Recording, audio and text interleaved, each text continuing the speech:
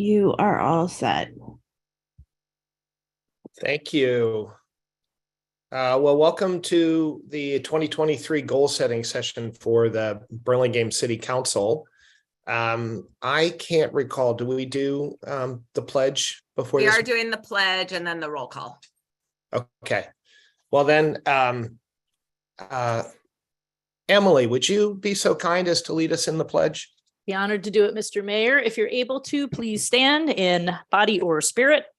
Hand over our hearts as we do the pledge together. I pledge allegiance to the flag of the United States of America and to the republic for which it stands, one nation, under God, indivisible, with liberty and justice for all.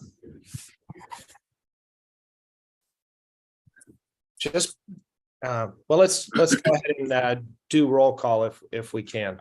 Great. So I'm going to play the role of city manager and city clerk today. So I think we go in reverse order, but maybe we don't. I don't know. We're going to go in reverse order. Councilmember Stevenson. Here. Councilmember Ortiz. Here. Councilmember Beach. Here. Vice Mayor Coulson. Here. Mayor Brownrigg. Here. This is why I probably shouldn't be the city clerk. So, sorry. Go ahead. Well, I was just going to say, as a general matter, we have kept the goal setting on the formal basis of titles, and I guess we'll keep it that way. Generally, I like when it's the out of council meetings. I like it to be a little more casual, but we'll go. Actually, let's keep it casual. So first names, we don't need titles. We're rolling up our shirt sleeves today and trying to figure out what we might be able to do with our extra capacity. So I'm gonna just say for protocol, we don't need titles. So over to you, Lisa. Great, thank you, Michael. It feels very weird to say that in a meeting, but that's okay. So we are going to go into public comments, non-agenda, and then we'll get into the meat of our meeting. So if there are any members of the public, I do see we have some attendees. So any members of the public, if you wish to speak now, and this is non-agenda. So if you have comments about what we're discussing today, now's not your time. But if you have some other comments you'd like to make, please raise your hands. Just for clarity of the people in the audience, yes. Lisa, that means if they have an idea they'd like to suggest, there'll be another point in the meeting for us to work on as a goal. There'll be another point in the meeting for the public. Correct. So this is for something completely random that you want to make sure the council has an opportunity to hear. Going once, going twice. All right, so we will have opportunities during the meeting to talk about, for members of the public to comment on the meat of our meeting.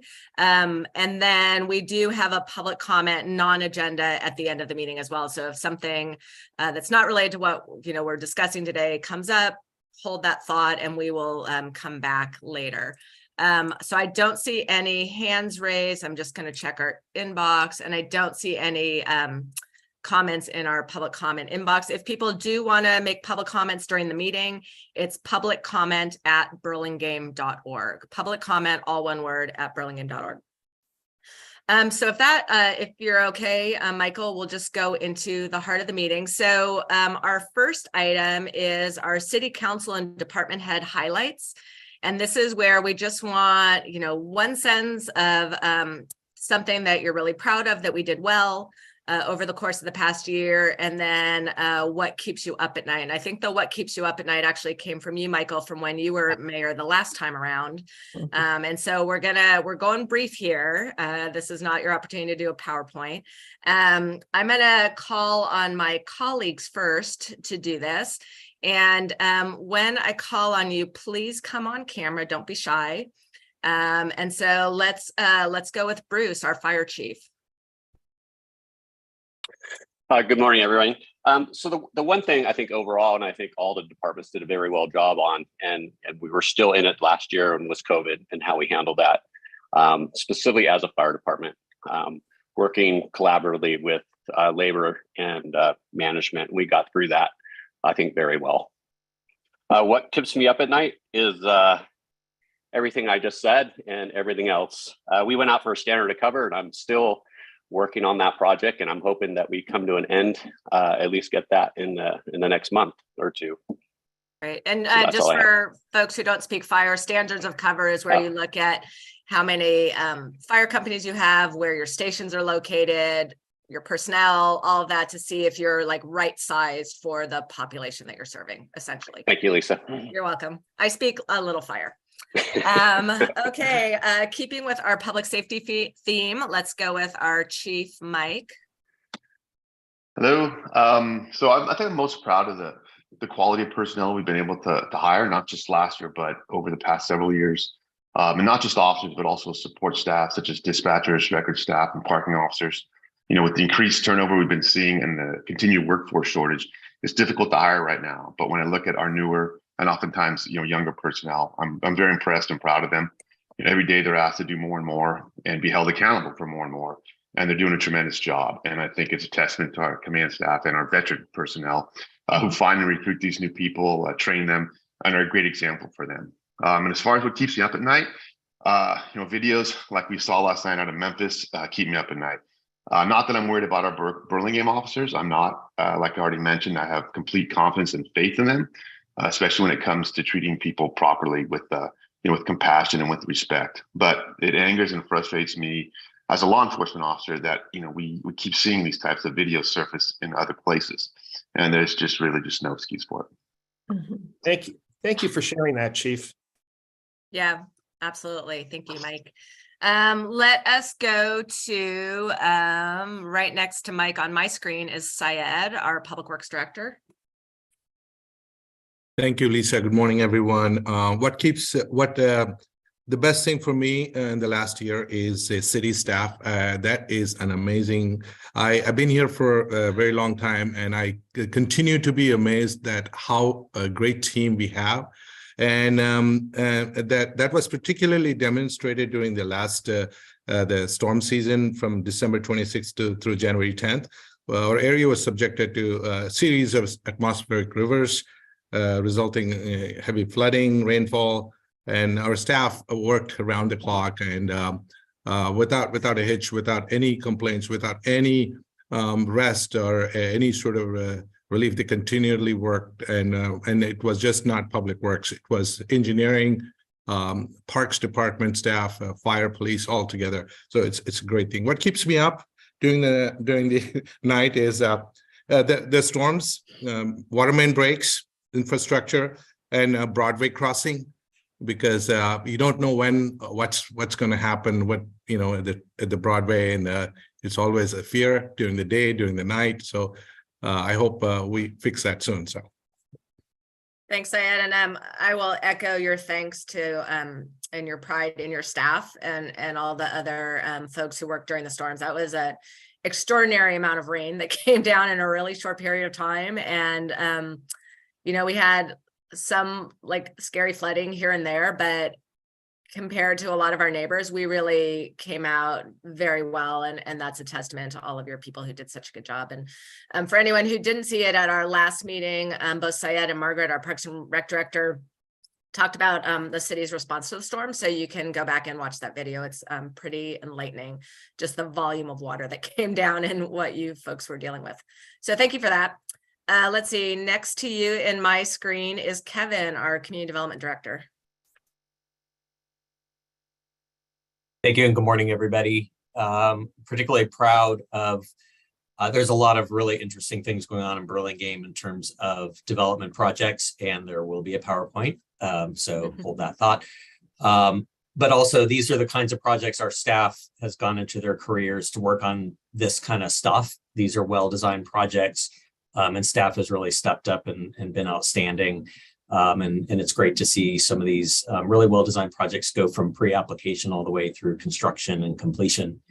What keeps me up at night is the state legislature with lots of well-intended, but lots and lots and lots of legislation each year.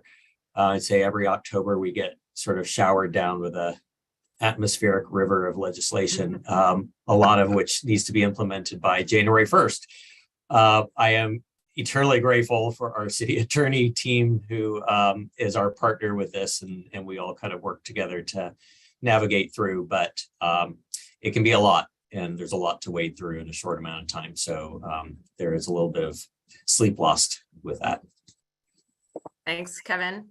Yeah, I just sent Kevin and his team new summary of new legislation that they have to deal with. So it's sort of never. And in fact, it was so much, it came in 2 parts. It did. It was a 2-parter. Right. Okay, Margaret, Parks and Rec Director. All right. Well, obviously, I am most proud of our staff and their can-do attitude. And this was shown through the opening of the new community center and the amazing storm response. And I think we all focus on what we can do and not what we can't do. Just so you know, I don't get hardly any sleep at night at all. And 2 things keep me up. And it was interesting. I did ask the other managers in the department what kept them up, and we were all on the same page with our, well, most of us were on the same page with our answers, but one is staff retention and having enough quality staff to do the job expected by the community. And this is greatly affected by the cost of living where we are and the distance staff have to live from work to get there to do the work. And then the other thing that keeps me up, and it's definitely more seasonal than at other times, but it's the management of our large trees. And that is what's going on in Parks and Rec. Great. Thanks, Margaret. Okay, next up is our finance director, Helen. Thanks, Lisa. Good morning, everyone. For us, the most accomplishment last year is at the beginning of last year, the finance department experienced a significant staff turnover. At the same time, we also transitioning from the city long-term IT provider, Redwood City, to a brand new IT team. With support from city manager Lisa Goldman and my colleagues here, the finance department continue to meet our deadlines and are able to produce a clean audit.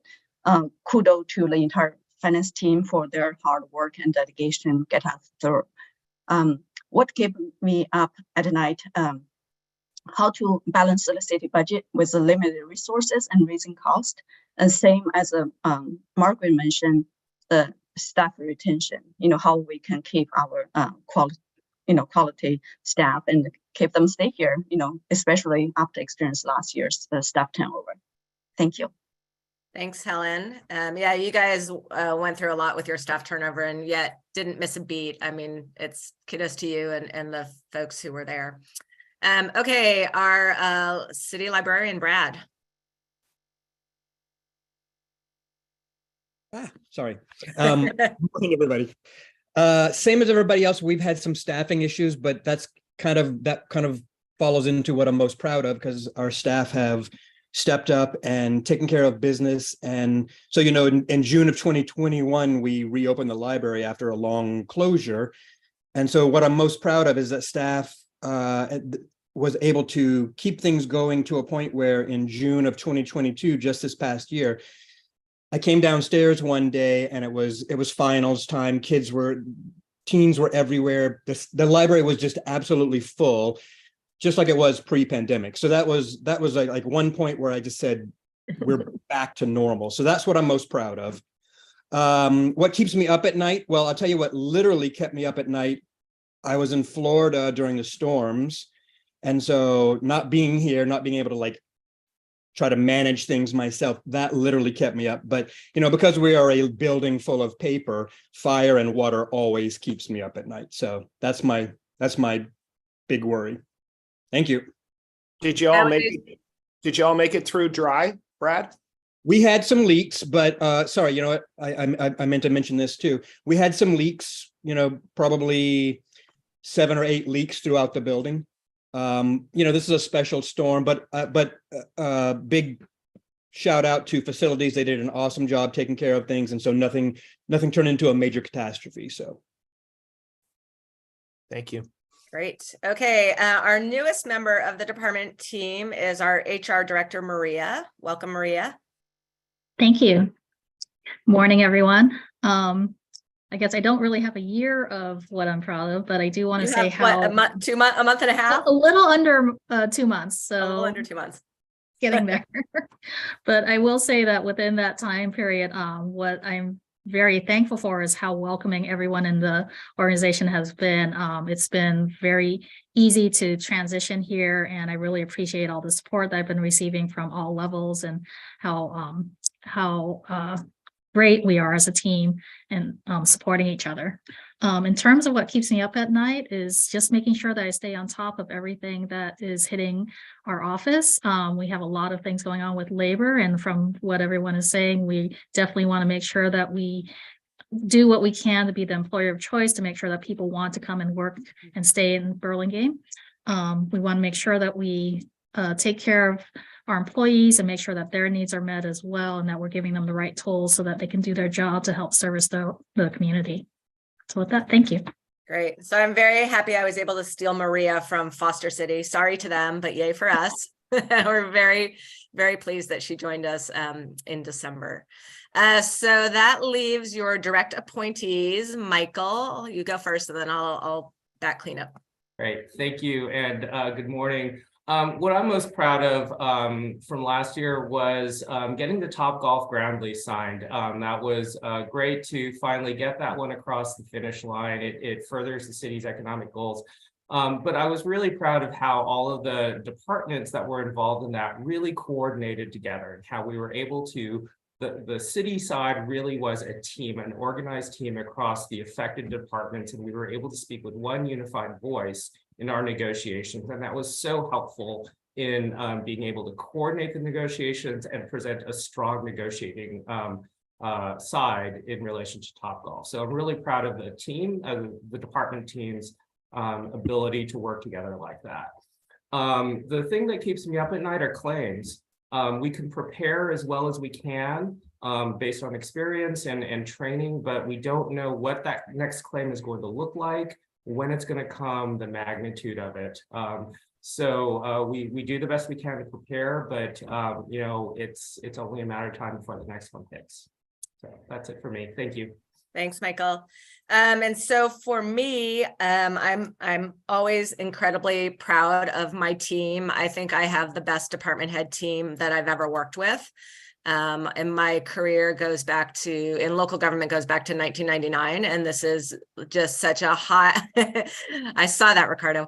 This is such a high functioning, collaborative, friendly group that likes each other. Like, you can have a great team that works well together that doesn't like each other, and you're not going to really have a lot of fun at work. And that is not what we have. We joke around in a very nice, respectful way. We just like each other. We enjoy spending time together, and that is like super gratifying. It makes me happy to come to work, to see everybody's smiling faces. You know, we go out to lunch together, we, at our department head meetings, we get work done, but we also just have fun, you know, joking around and all of this stuff you want out of a good colleague group. And so I'm super proud of that group, that that we've been able to assemble this really great team. And when one person leaves, you know, we lost Sonia in August, our former HR director, and then we got Maria, and Maria is a wonderful addition. And when we lost Carol Augustine back in, our former finance director, back in middle of 2021, I was able to hire Helen, and she's been a delight. So it's just really great that people want to come work for us, and that it's a good place to be in. And then, you know, I have a lot of folks here on the call that I've promoted from within. And so it's just a really nice, wonderful balance. I'm also super proud of our business license tax. It was a bit of a tough environment to get a tax measure through. And, you know, the city team worked really hard to get the council the information that you needed, so that you can make the decision to put it on the ballot. And then once it was on the ballot, that's when we go, not us anymore. And then the, you know, the council and the community members ran with it. And especially, thank you, Donna, you did such a wonderful job working on that. So it's really great in that kind of an environment. It was tough, like lots of, you know, taxes were not successful at last year, and we were able to do that. And so I think that's a testament to the hard work of the council and the fact that the community trusts us to do the right thing with their money, which is great. Because we also, our prior tax, you know, we were successful with that, our 1/4 cent sales tax. And without that, we wouldn't have been able to build our community center, because we need that $1 million every year from that to be able to bond against it and get the revenues to pay for the community center. And then it's also given us our extra police officer in the police department and a lot of money to put into streets and sidewalks, which is fabulous. And despite those lovely tax measures, I do worry about money all the time. That keeps me up at night. We have a tremendous infrastructure needs. You'll see when I do the financial presentation, we were putting a lot of money into our capital investment reserve, but COVID put a stop to that. And so we haven't been able to replenish that reserve. And we have spent money, and we have money reserved in that reserve, to be redundant, for future use. And so, just figuring out how we're going to pay for all the stuff we need to pay for makes me concerned. And that's on the infrastructure side. And then just the, keeping the lights on side of things, that also worries me, because COVID certainly was not a friend to us. So that is that's where I am on what I'm proud of and what keeps me up. I'm going to call on my friends on the council, and we'll start with Michael. Well, thank you. First of all, I'm sure we all will ditto to the pride that all of you show, both in the team and your staff. And I'll come back to that on the worry. So as I was trying to think, there's so much that I am proud of, that where the city has come, but I had to pick one item. And so I'm going to pick the town square, because it has really taken shape. And I still, although it's been a many-year process for a city that is built out 100 years old, to be able to find space for a town square and public open space, and to see the quality that that's going to be, and to just think about how that's going to make a difference for people who work downtown, people who visit, people who live downtown, and everybody in the city, our visitors and our residents. I'm proud of that for this last year. I mean, everything else, there's so much that I do take pride in, but I picked that for this last year. And then my worry, and I'll just echo, my worry is, again, I worry about many things, but I worry about staff retention. And, inflation hits everybody hard, but it hits people who are paycheck to paycheck the hardest by far. And, it'd be one thing if we hadn't run down our reserves, but we have because of COVID. So like that sort of not perfect storm, but storm does worry me. I think it's something we need to address. So I should maybe have said that this format is partly designed, the entire morning is partly designed to help all of us understand where priorities might be set in the future, and also what constraints are. So anyway, that's me. Back to you, Lisa. Great, thank you. Let's go to Donna. Thank you. So I think this year, one of the things I'm most proud about is the specific plan and the cleaning up of and launching of the Rollins Road neighborhood.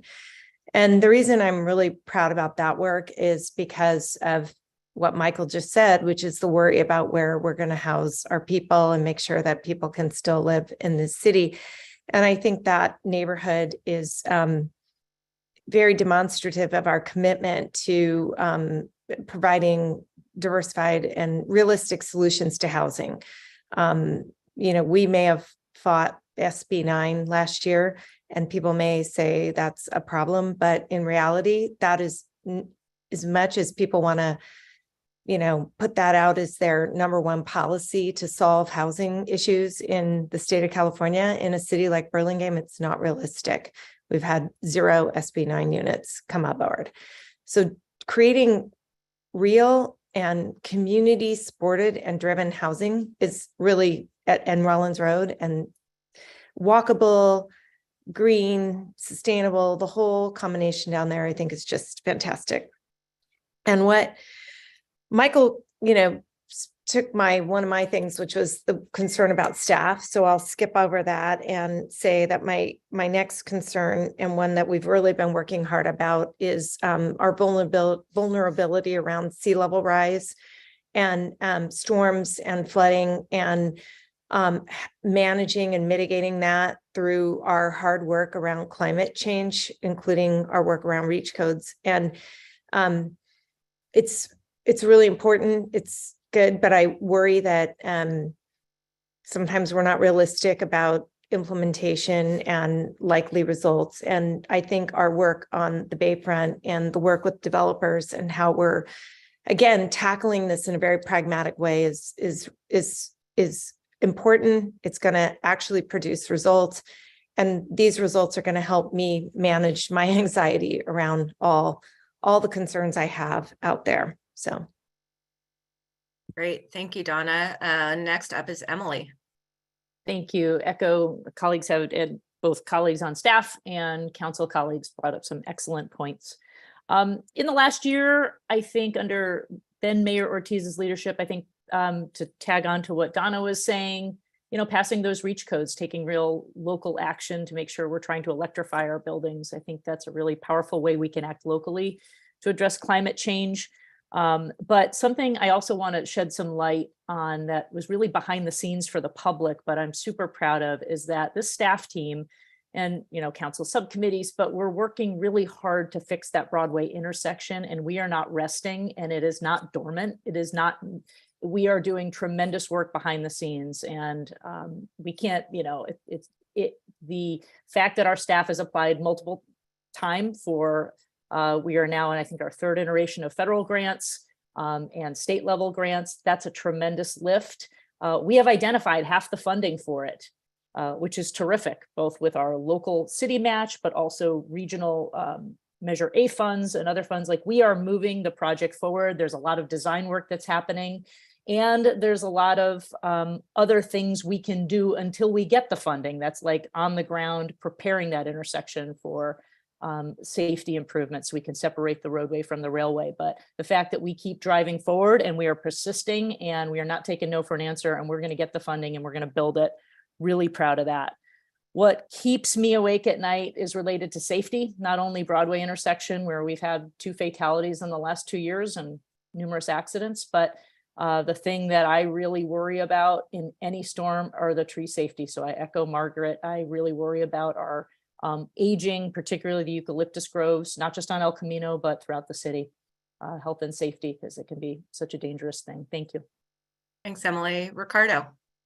Yeah, I have to agree with a lot of everything that's been said, but the one thing that sticks out to me, and it was just a real honor being mayor when we cut the ribbon on the community center, and I am extremely proud of that building, how it looks like, what it brings to the community. But also how we put it together with the taxes, with a lot of the savings that we had, and then participation with our state and federal partners, and actually in the private sector. So I think that the way that all came together is excellent. It's a good example for what we need to do moving forward for other large infrastructure projects.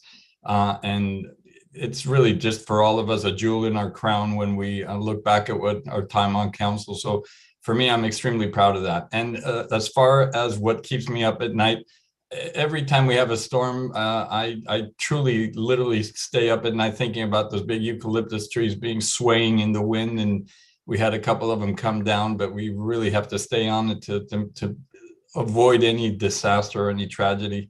And then again, I'm going to agree with Councilmember Beach. Our Broadway grade separation has to be top priority. And I think that what we're doing, moving that process forward, has been great, but still that keeps me up at night. That's all I got. Thank you, guys. Thanks, Ricardo. Okay, our newest member of the city council, you're a little bit at a disadvantage because you have to go last. So you don't have to come up with something brand new, but welcome, Peter. We're really happy to have you here.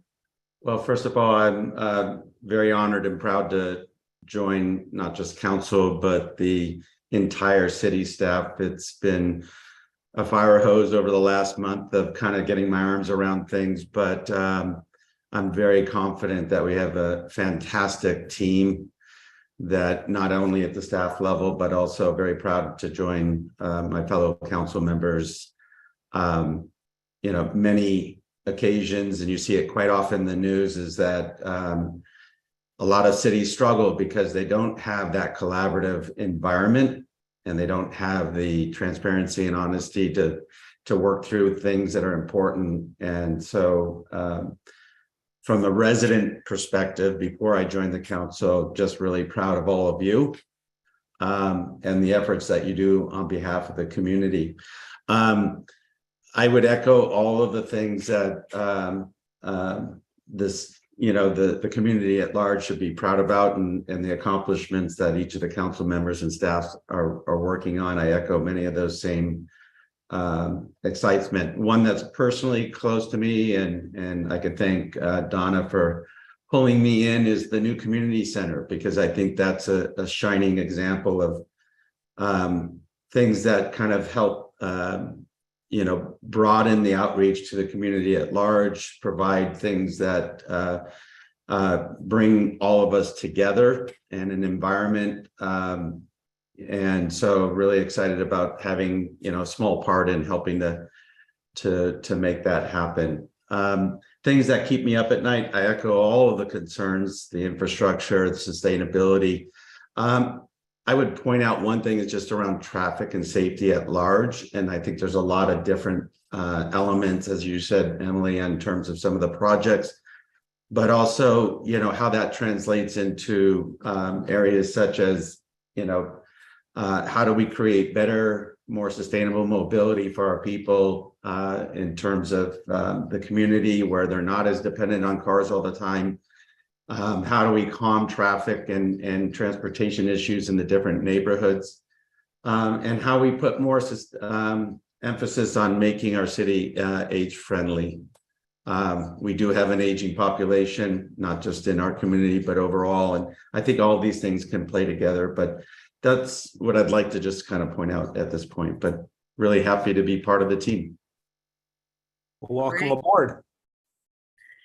Before we move on, because we're just a couple minutes ahead of our schedule, are there any council questions of anything that you heard from the staff or each other that we want to address before we go on to our presentations? Seeing none. Okay. Oh, Donna. I don't think it's a question, more of an observation, but I think what we heard today just exemplifies the complexity that we're all dealing with and the number of very important competing priorities for time, staff, and energy. And I really appreciate how much the council divides and conquers and works with staff. It's having watched a lot of other councils and seen not as much collaboration as we have. Just really proud about that. And I'm just, like Peter says, it's just really a pleasure to be on this council and work with this staff. And I really thank all my colleagues who divide and conquer and do all the hard work that needs to be done. It's pretty amazing. I want to, if I may, I want to echo that and also just do a brief setup for the next two bits. I think subcommittees can only work if there is a level of trust and respect in council, because otherwise you can send two people off, but if the other three don't really trust them or don't have respect for their points of view, then it all just gets relitigated and rediscussed. And I feel, and I think I speak for everybody, great confidence. I don't know where that 50% of Broadway's, overpass money is coming from, but I know Emily does. And that just gives me great confidence. And as Donna is saying, it helps us leverage. So I think, that collaboration and respect among council, I think, Lisa, you can jump in if you like, but I think that helps our department heads then also feel comfortable. We're not sniping at department heads. We're not sending out nasty notes about this failure or that failure. We're not trying to make ourselves look good at somebody else's expense. So I really appreciate that. And I just wanted to sort of piggyback onto Donna's point. I just want to briefly set up. So as Lisa and I were thinking about the goal setting, what was apparent is that because of the hard work of some of those subcommittees over the last several years, we've accomplished things, and it's never done, but the hard work and brain power is largely done, and then it becomes implementation rather than design and stuff. So it gives us some additional capacity. Now, obviously, we have some constraints, and those are staff time and also financial. So because this is goal setting, and because we have additional capacity, we wanted to create a format where we can speak openly and have a conversation, and we won't be able to do everything, all the ideas that get populated, but sometimes just having an idea, even if you can't work on it right away, leads to, work in the future. So I think I'm really looking forward to that part of the conversation. But to set it up, we wanted to both do a quick overview of the financial picture. So this isn't a budget session, but obviously budget drives everything. So, and then we wanted to have a brief look, or as long as staff puts together, a look at some of these different ships that we've set sailing in terms of construction and the design of the city. Because again, this is goal setting. And so what are those designs going to look like? Does that help us focus on priorities that will make one or another of those visions even better, or need to happen for the vision to even occur? So that's kind of the reason that we did that, the next two segments, to give us all a common sense of where we are financially and where we're going from a kind of built city perspective. And then that'll lead hopefully into a good conversation about where we should place our limited but still available resources. So anyway, Lisa, I just wanted to set that. Yeah, thank you. I was going to call on you to do that. So we have a thing. We just like meeting of the minds there. It worked. So Michael asked for a financial presentation, and this is going to be sort of the non-finance person giving the finance presentation, because we're not doing the hardcore through every line item and all of that. We do have our mid-year budget review and update that happens in March. So some of these numbers are still preliminary. So in March, you'll get Helen and all her brilliance giving you the real deal on everything. I'm going to give you more of the city manager's view of budget, although Helen put the slides together. So thank you so much for that, Helen. And if you have complicated questions, I'll have Helen answer the complicated questions if I can't do it. So I'm going to share my screen, I hope. Let's see. Can everyone see my screen? Yes? Yep. No? Okay. No, it's there. If you make it full screen on your screen, it'll pop There up. we go. I thought I had done it, but I didn't. So now I have. Okay. So we're going to do a little bit of a recap of our adopted budget. So remember, the council adopted the budget back in June. And there's been some baby updates since then, because we did finish the audit. So we know what our audited, end of year results were. We'll go into the reserve history. And this is pretty important, because for a long time, we just saved. And then we had to spend some of our reserves due to COVID. Sort of the where are we going? So that's our 5-year forecast. And again, a lot of these numbers will change as we get into the mid-year. So don't memorize any of the numbers, because some of them will change, but it gives you sort of the trends of what's happening, and then time for questions at the end. So back in early June, you adopted the budget. It's $129.11 million. That's operating in capital. It's not the general fund, but the general fund is about half of that. $67.6 million for the general fund. And the general fund is really where we pay for it's police, it's our contribution of fire, it's the lion's share of the staff. So a lot of stuff comes through the general fund. Our next biggest is our utilities, water and sewer. And then we have capital improvements. So that's buildings and streets and sewer mains and all sorts of stuff are capital improvements. And then we have a variety of other funds. So that's just kind of a snapshot of where we are. Let me move on to the next fund or next page. So this is our revenues. And you can see, so when I came to Burlingame, and I've been here just over 10 years now, which that's weird. I've never worked anywhere that long.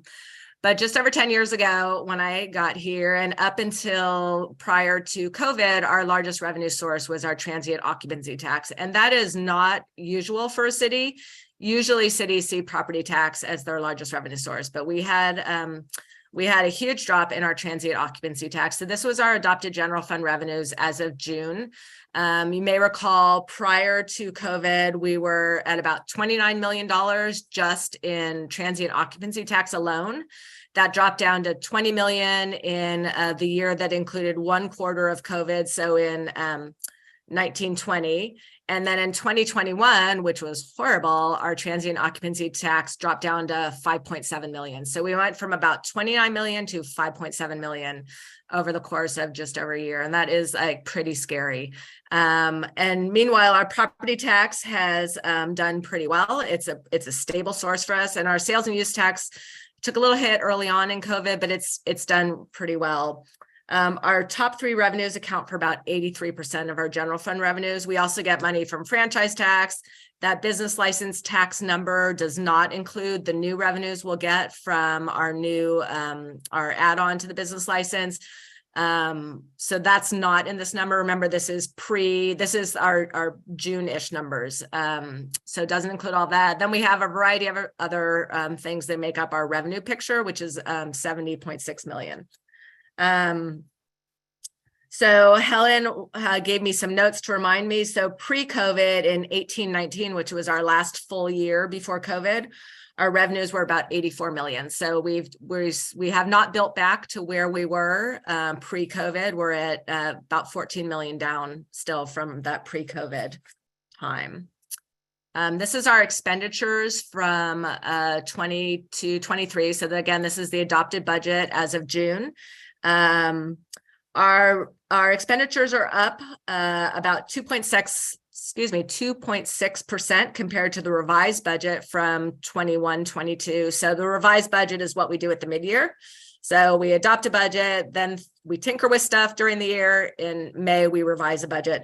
So our expenditures up a little bit.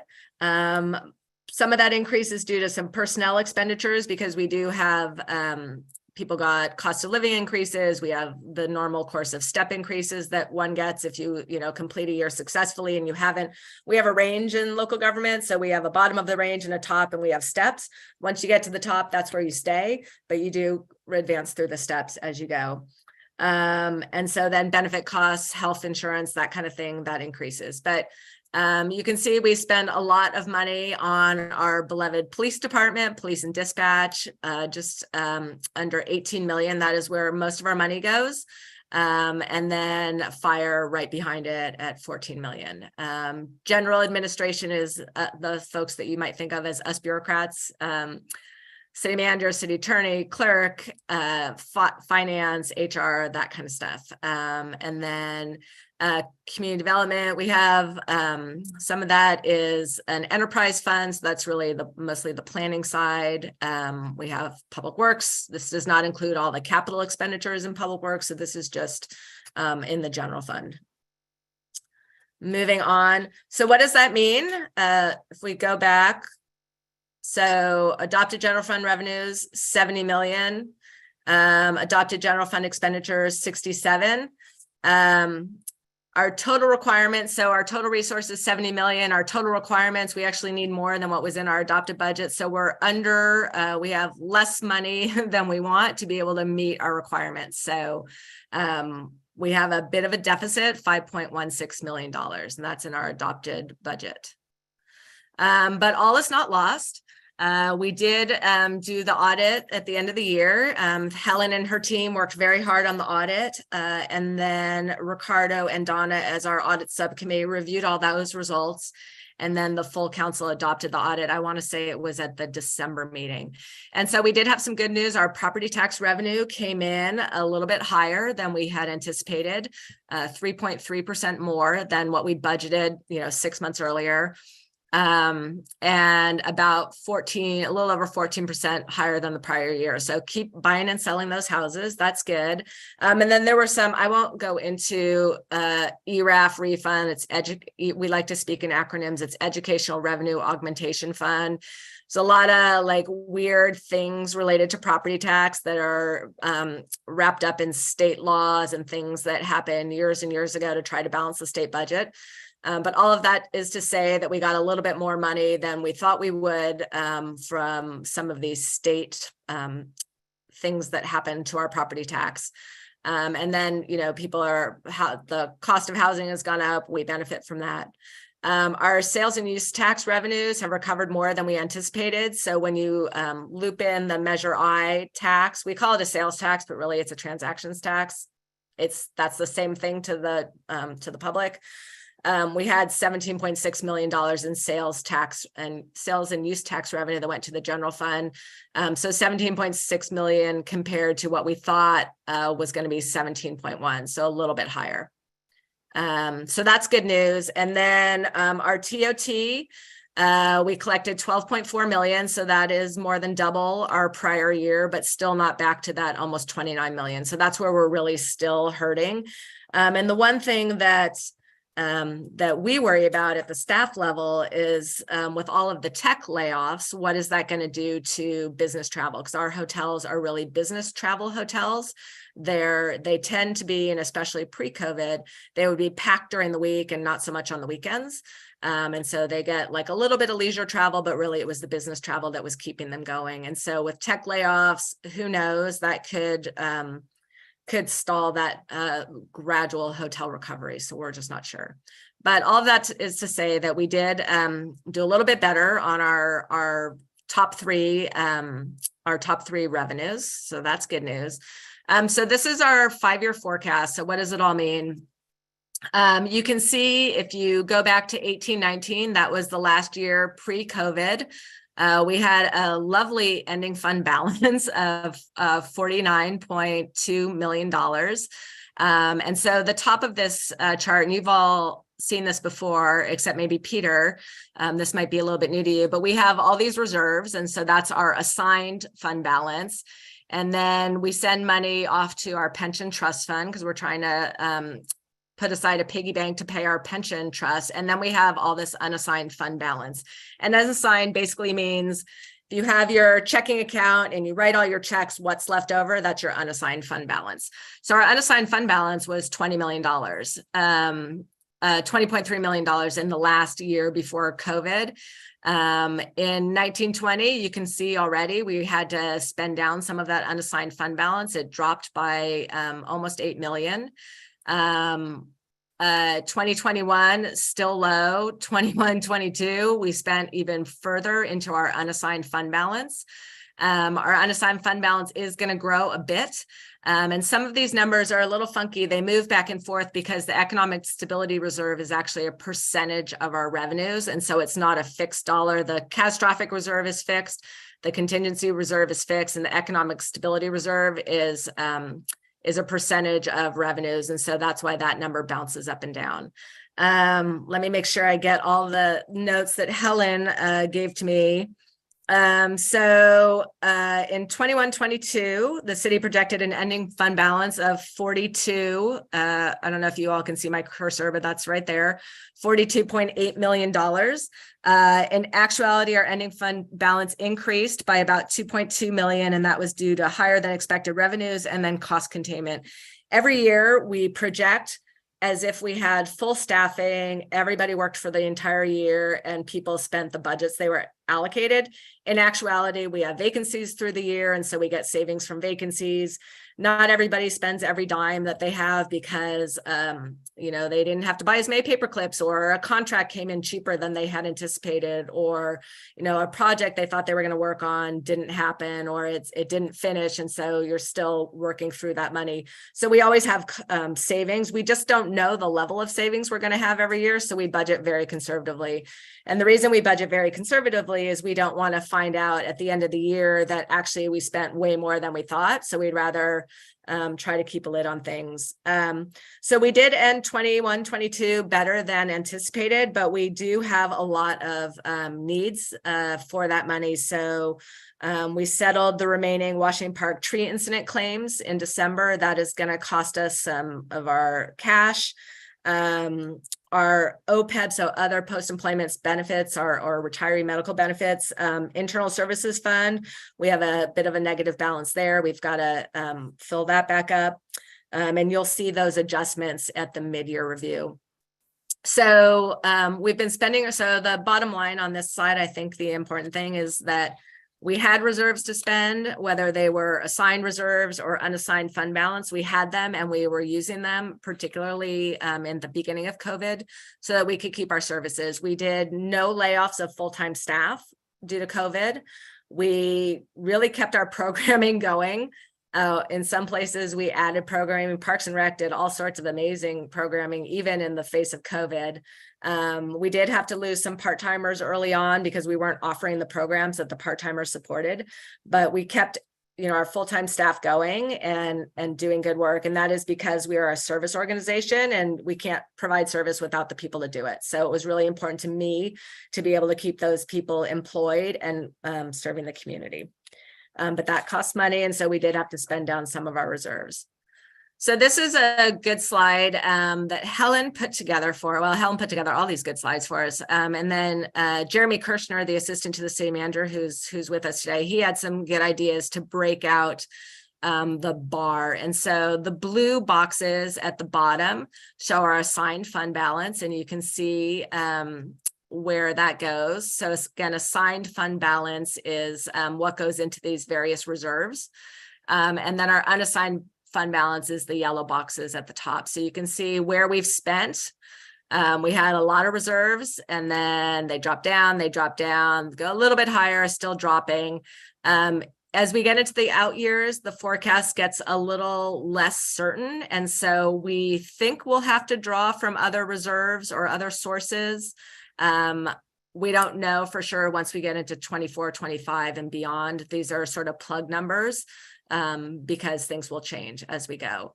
But again, this shows for folks who aren't following our reserves and memorizing them, the catastrophic reserve is always funded at $2 million. That's the blue line down here. It's a flat line. Contingency reserve is always funded at $500,000. That's a flat line as well.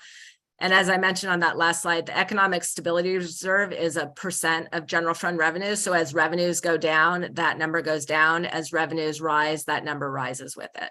So that's why that changes. Let's see. Next, our capital investment reserve. So this is something that we started back in the end of March of 2015. So it was the 14-15 fiscal year. And we had some leftover monies. Oh, Peter, you have a question? Yeah, hi, Lisa. Sure. On the previous slide, the catastrophic reserve, when was the last time the city revisited that level? So we had, gosh, it's probably about 7 or 8 years ago. We had the Government Finance Officers Association, it's called GFOA, do a reserve study for us. And that was these different levels, the catastrophic, the contingency, and the economic stability. They looked at what our revenues were, what our expenditures were, and then what, the fact that we're an earthquake country, various other things. And they put that all into their crystal ball and they developed this reserve policy for us. So I want to say it was about 7 or 8 years ago. And I don't think, we haven't changed it since then. It's been that level ever since. Okay. Thanks for the clarification. Sure. Okay, so capital investment reserve. Again, we started this back in 14-15 because we had some extra money. We figured it out at the mid-year that we were able to transfer some of our extra revenues into this reserve and start building it. At the time, we knew that we needed money for the community center project. We knew there were lots of other things that we were going to want to spend money on. So every year in March, we would make a transfer. So we started it up here. There's my cursor. We did a transfer for the 15-16 fiscal year. So that's what started July 1st of 15 and going to June 30th of 16. In the middle of that year, we transferred more money in. Decrease in catastrophic reserve fund mid-year. So our catastrophic, so we must have done the GFOA study after this period, and they recommended that change. And so we put that money into the into the capital reserve. I think that must be the timing of it. And then we just kept having these wonderful things where at the end of the year, we'd have money left over, we'd put it in the middle of the year, we'd have money we'd put in. And so our last transfer was with the 1920 budget, where we put money in, and then that was the end of that. So that was in like July 1st-ish of 2019, we put money in, and then, you know, the world changed on us during that fiscal year. We did transfer out this 10.6 million for the community center. So this money, plus the bonding that we did, plus all the lovely fundraising that all of you folks did, got us to be able to build that community center. And then during COVID, actually, we took some of that money out and we purchased Rule 20A credits. So Rule 20A, if you'll recall, those are the credits that you get through the public utilities, the PG&E and the other utilities down south. They have this credit program. It's kind of overseen by the California Public Utilities Commission. You get various credits to be able to underground. And until recently, you could buy and sell them from other jurisdictions that weren't using them. And so we took some of our reserve funds and we bought them at, I believe it was 30 cents on the dollar. So we got a nice discount because these folks weren't going to be able to use them. They weren't enough credits, or they didn't have any projects, and the CPUC was taking away our ability to buy and sell. And so it gave us a little bit of a fire sale opportunity to pick up some credits. And we can get into that as we get into talking about our big priority projects later, but we still do need some money for undergrounding of El Camino. So we've got 6 million we can tap into. We believe our match that we'll need for grade separation, so Broadway grade separation, we believe we'll need 15 million. So basically what's left in our catastrophic investment reserve is all, our capital investment reserve is all spoken for, with a little smidge of money left over, but that's where we are in that. Next slide. So this is just our 5-year forecast, and this is just our general fund top 3 revenues. You can see, let's see, property tax, again, very stable, continuing to grow. We like that. Our sales tax, fairly flat into the 5-year forecast. And then we hope our TOT is going to keep climbing. You can see, and of course, this slide predates all the layoffs. So this might be a different slide the next time you see it. We'll have to check in with the Convention and Visitors Bureau and see what they're seeing, and with our hotels. But you can see even at the end of our 5-year forecast, we are not back to where we were pre-pandemic. When we were at 29 million, we hope, we cross our fingers that we'll get to 23 million by the end of the forecast. So when COVID first happened, and even the first year or so, they kept expecting that TOT would be back like somewhere in this time frame, and it's just taking longer to build back. So we'll see. But again, $12 million we collected in 21-22 was a lot better than the 5.7 million that we collected the prior year, which was just ugly. And then this chart shows our revenues versus our expenses. So the revenue is this green line, growing, dropped way down here, growing. Our expenses, our baseline expenses, this is what we need basically to run the city. We do transfer money to the CIP every year. And when we hit COVID, so you can see pre-COVID, we were sending a lot of money into our capital improvement program. We had a lot of pent-up demand for capital projects. So one of the things we did to try to preserve our funds was to greatly reduce our transfer to the capital improvement program. So you can see in this year and this year, we just sent a lot less money over to capital. We did tap into various development impact fee funds that we had to do some of those projects. We don't show us contributing back to that capital investment reserve that I talked about 2 slides earlier until the end of the 5-year forecast. Again, these numbers will probably change by the time you see this the next time, but that's where we are. Things are trending better than they were, but we're still not back to where we had been. And that is it. I'm happy to answer any questions. And I know Helen is also happy to answer any questions. And I don't know, oh, resume share. There we go. So, and I can go back to any slides if you'd like. And it can also just be comments if anybody would like to make Comments as well. Yes. It doesn't have to be a question. Well, I would just love to have a copy of the presentation. Is there a way you could share it with us? Absolutely not. Okay. Yes, of course. We'll do that. I'll Then. share that with you. Yep. And I can't see everybody's hands, so please just shout out because I can only see a few of you. Or Michael, maybe you can help me if there's hands raised. I'm looking. I don't see any. I see Donna. I got one hand raised. Donna. Good. Thanks. So the only real comment I have on this is kind of linked to the TOT, which is why it's going to be so important to reinvest back in that Bayfront to reestablish that baseline. And when I first joined the council, former Mayor Baylock made one comment to me that has really resonated and stuck with me, which is this city will live and die by its TOT. Yep. So don't integrate the TOT into the structural expense. In other words, it's such a volatile piece of revenue for us that the best thing to do with that when it does start to come in and exceed is to bank that away, which is what we were doing in 17, 18, 19. And that whole philosophy has really stuck with me around this, and not extending our expenses and creating consistent operational expenses that we can't meet when TOT becomes volatile, and using that for one-time capital expenses is a really sound and fiscal management strategy that we've employed.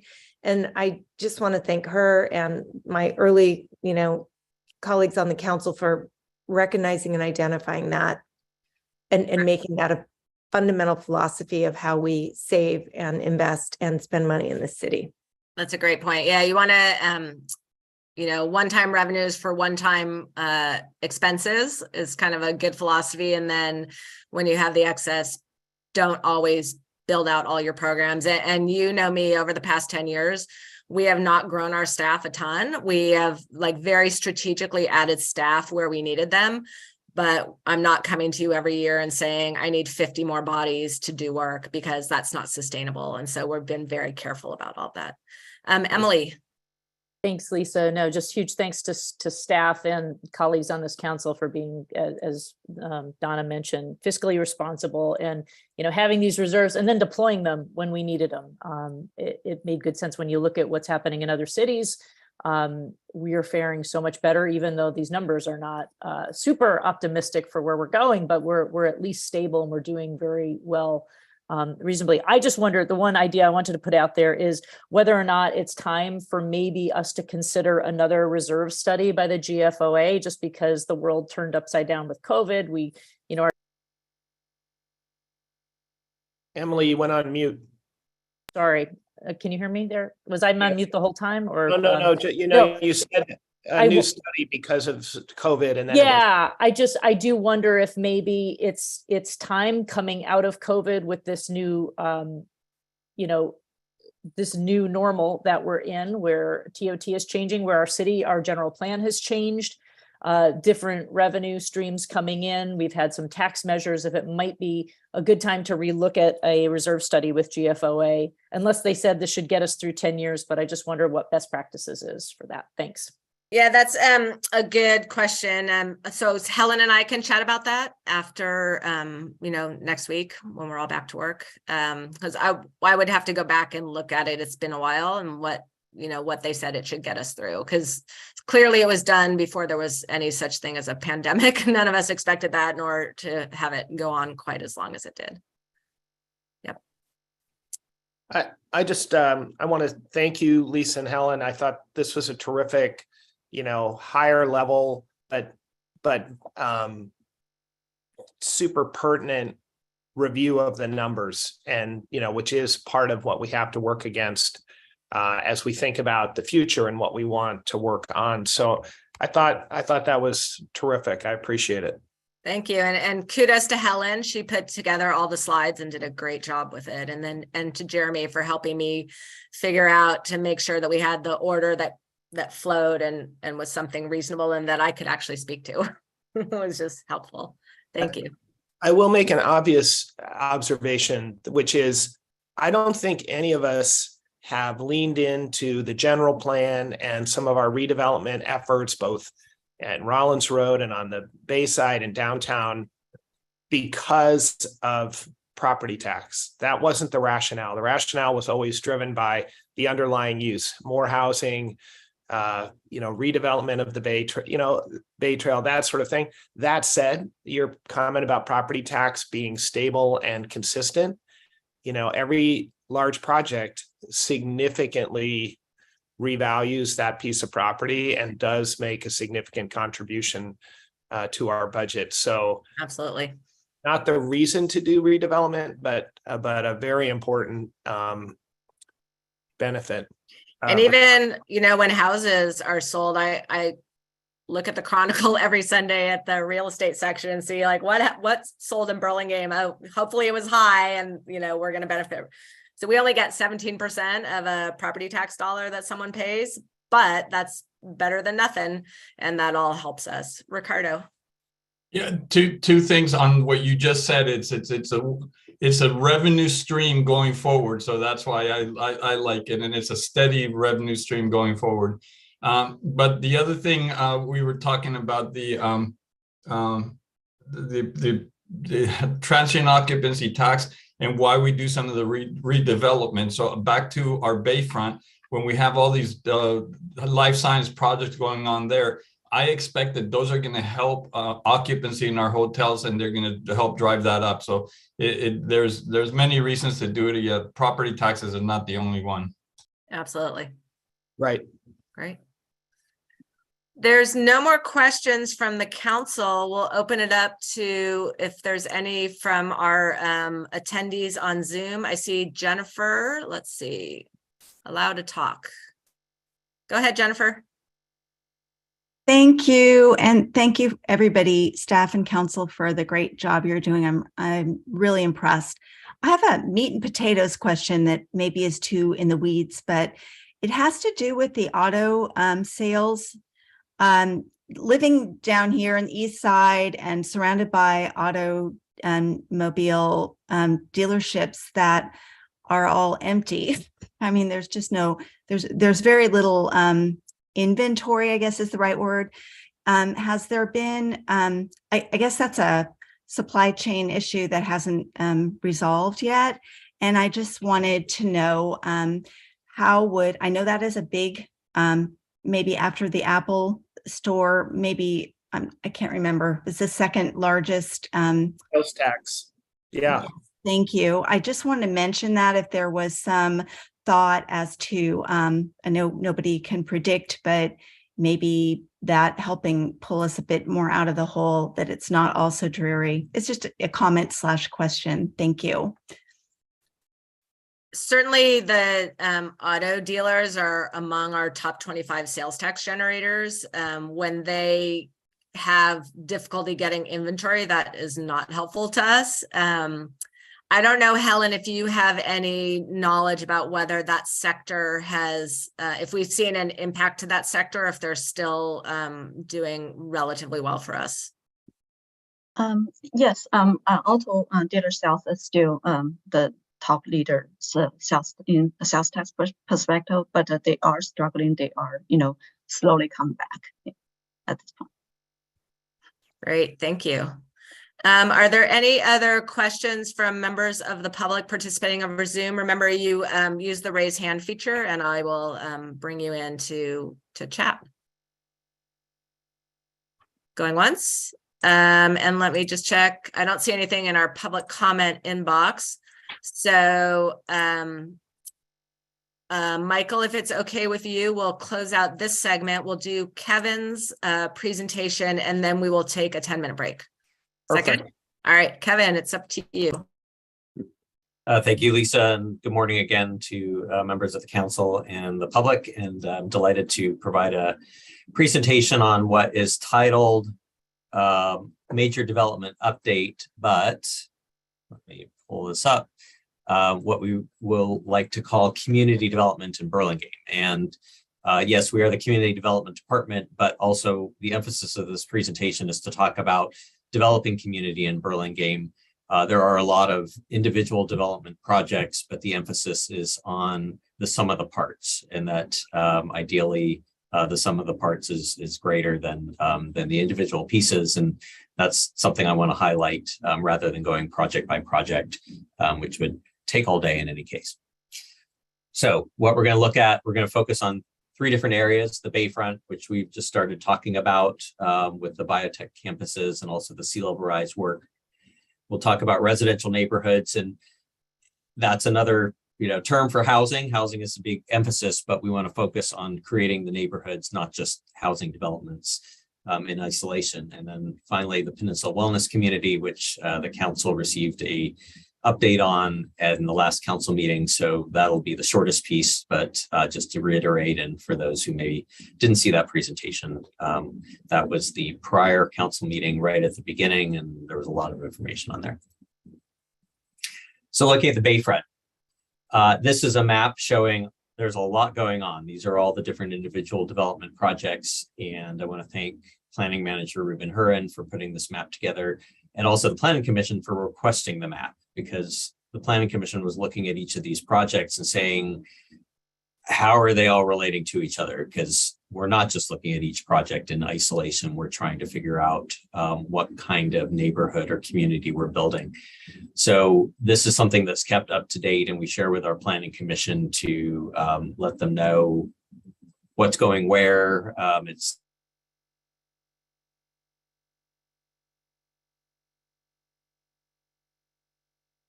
Did Kevin freeze only for me or for everybody? No, for froze for everybody. me too. Brez.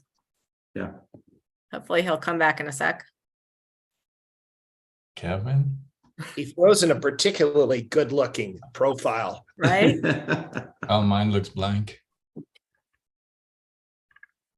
Let me call him and let him know.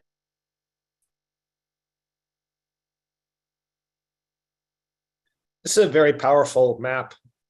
Yes, it is. I know, I want to frame one of these. And think about some of the areas that are not highlighted that we know will get developed. I mean, starting with that rectangle next to Facebook. Inshallah.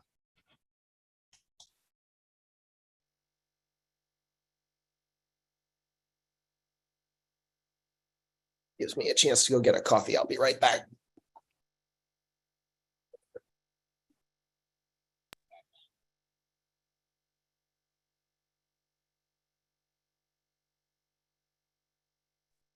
So Kevin his Wi-Fi dropped. So why don't we take 5, and then hopefully he'll be able to come back on.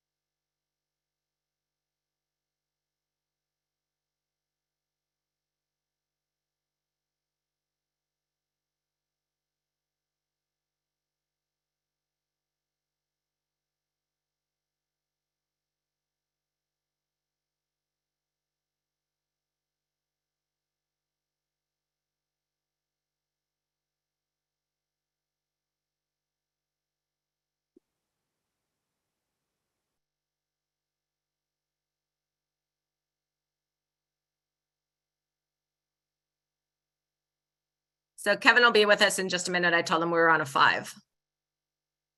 Perfect. I'm gonna just run and grab a little snack and some water. I'll be right back.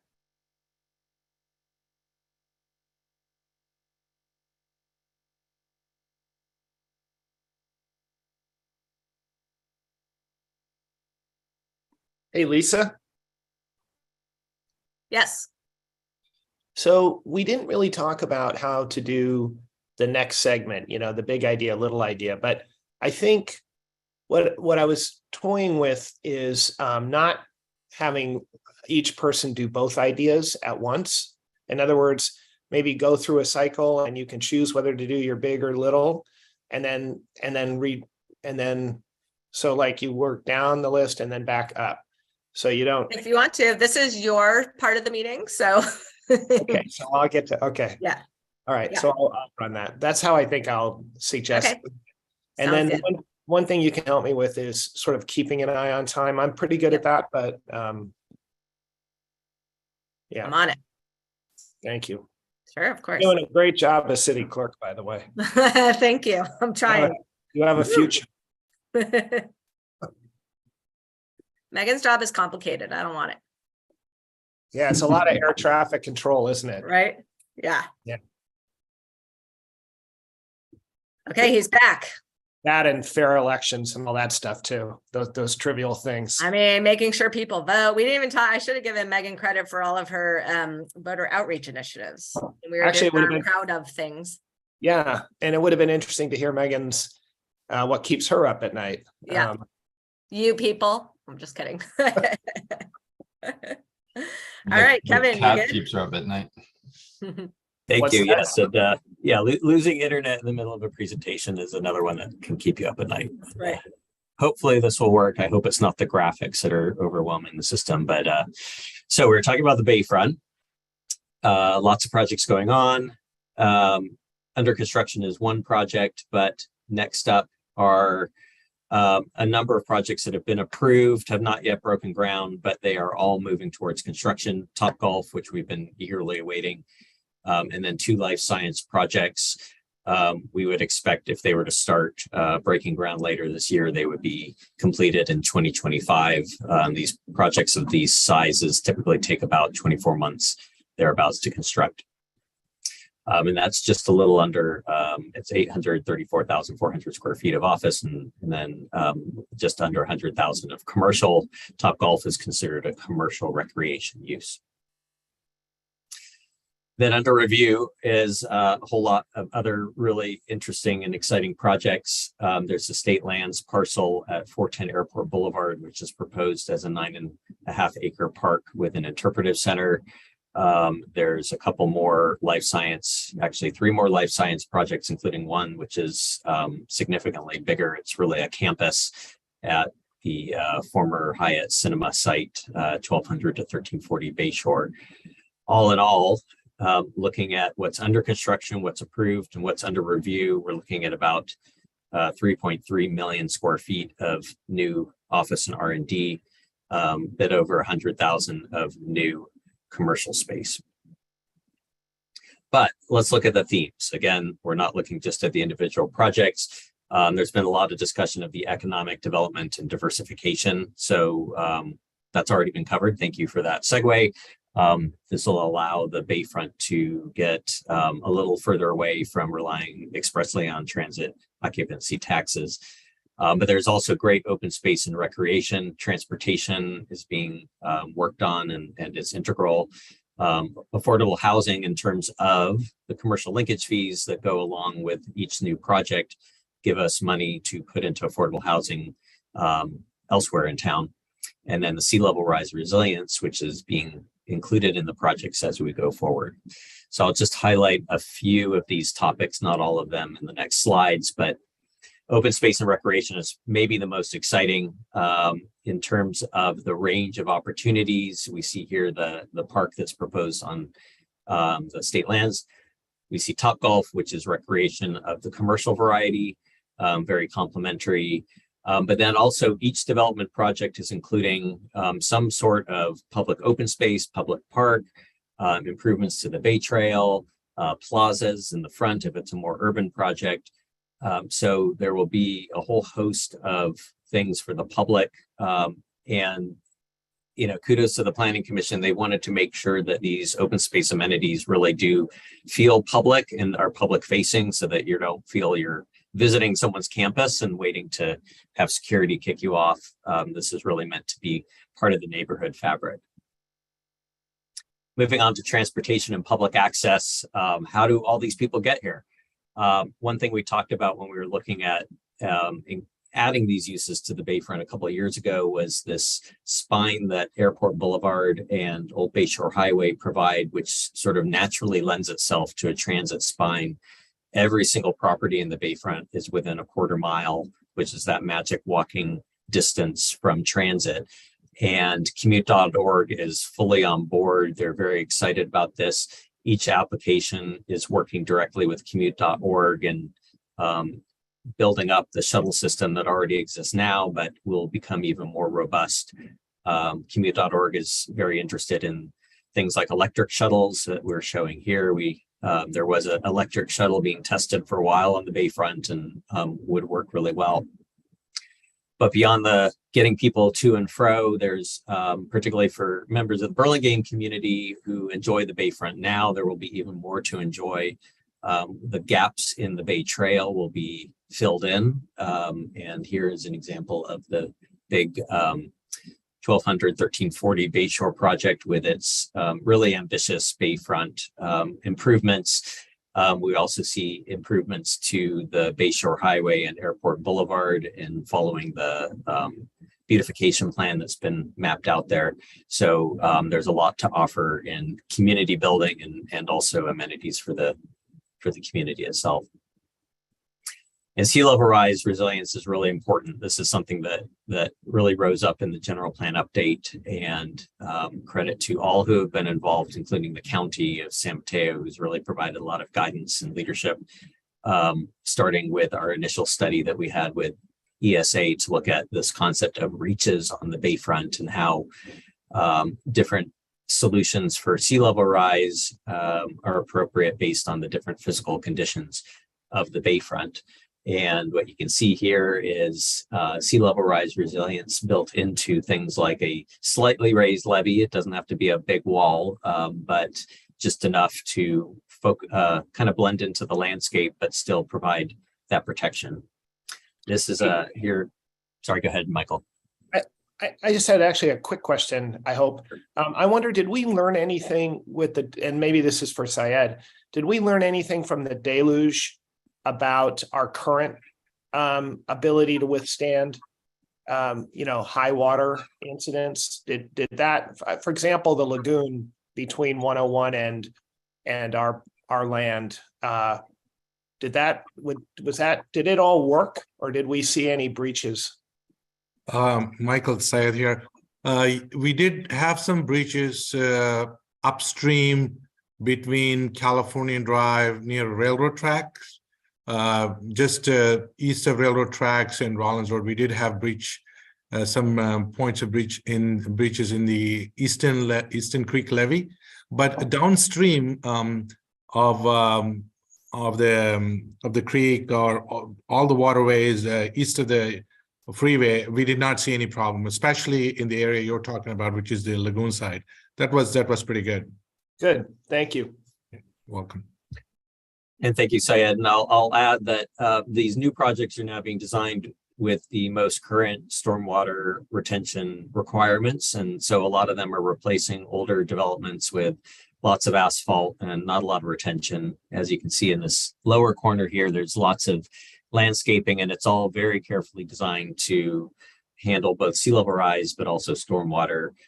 This is a section of the Big Divco West 1200-1340 Bayshore project, and you can see it's almost imperceptible where the sea level rise protection is, but there are magic numbers. With one shoreline, we've identified what the protection level should be for a barrier, and that's in this case 17 feet above sea level. They've got the Bay Trail on it, but again, it's not a levee up in the sky that's sort of just divorced from everything. It's integrated into a full landscape, and That's something that's really exciting with each of these projects coming forward.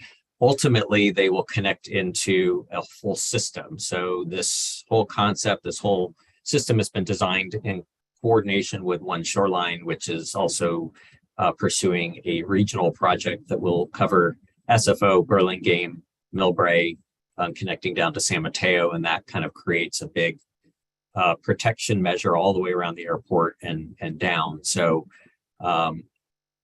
ideally, everything being built in development is also going to plug into the bigger infrastructure project.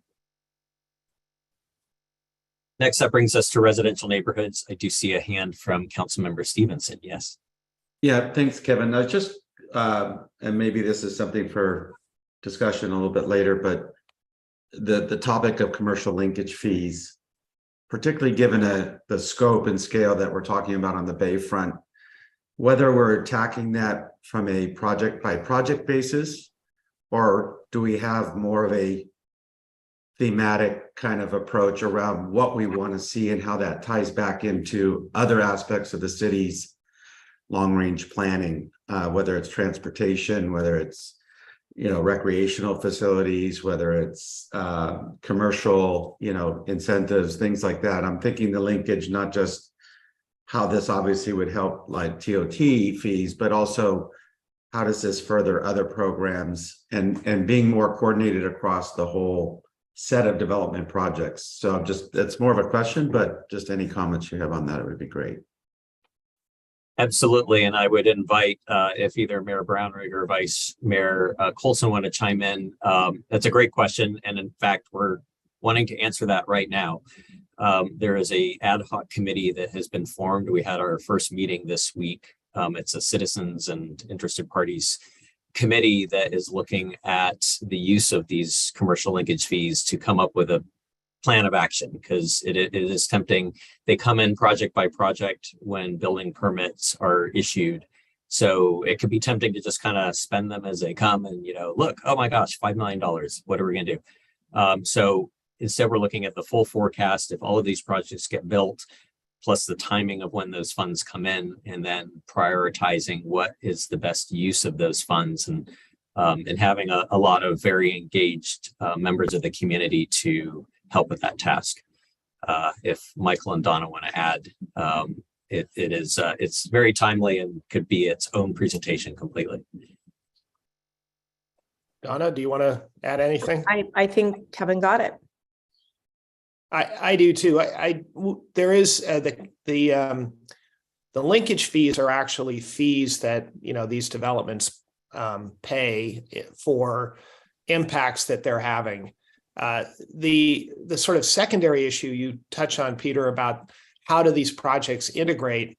Obviously we can't force one project or another, but that is it is a really important observation, and all of us, starting with the Planning Commission and Planning Department, try to think about how will it tie together. That's one reason we wanted to have this brief look forward, because again, it can drive priorities. So if we think collectively that we need to make some investments, then goal setting can help us look at that. So I think your observation is spot on. Thank you.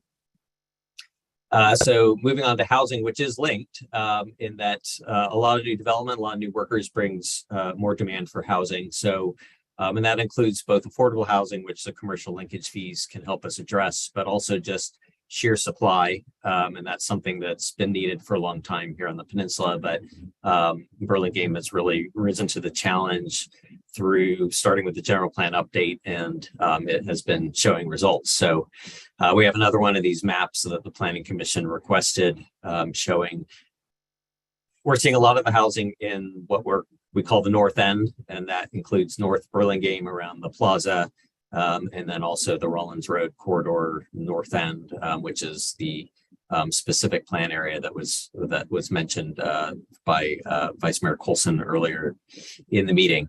But again, these are not just individual development projects. We're really trying to create the fabric of neighborhoods. terms of what's under construction, you'll see if you go up the highway, you'll see the cranes, you'll see the framing. There are currently 853 units under construction right now, including our Village at Burlingame, which is almost finished. That's downtown. But then also a number of projects, both large and small. There is a small one on Floribunda Avenue as an infill. Of these, 27% are affordable units. In full honesty and transparency, that number is very much bolstered by the Village of Burlingame, which is the city's first 100% affordable housing development. And that was put in place even before the city started collecting these linkage fees. So we'll have a slide to talk about that project in just a moment. Beyond that, there is a very long list of approved projects which could be built. A lot of them are likely to be built, probably not all of them. So for those of you who have been following the housing element update, that's why we need to put in a buffer for any of our projections, is that there are projects that will make it through entitlements, but not make it into construction.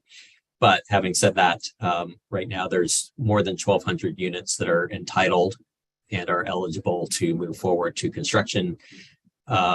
Of that total, 7% are affordable. So that represents a combination of some of these are older approvals from before our current requirements were adopted. Some are smaller projects that have different requirements. And then at least 2 of the projects are electing to pay a fee instead of building units on site. But collectively, we then look at, hold that thought for a second. We have under review 150 units, of which 50% are affordable. So, you do get these kind of skews in terms of the numbers based on a few particular projects.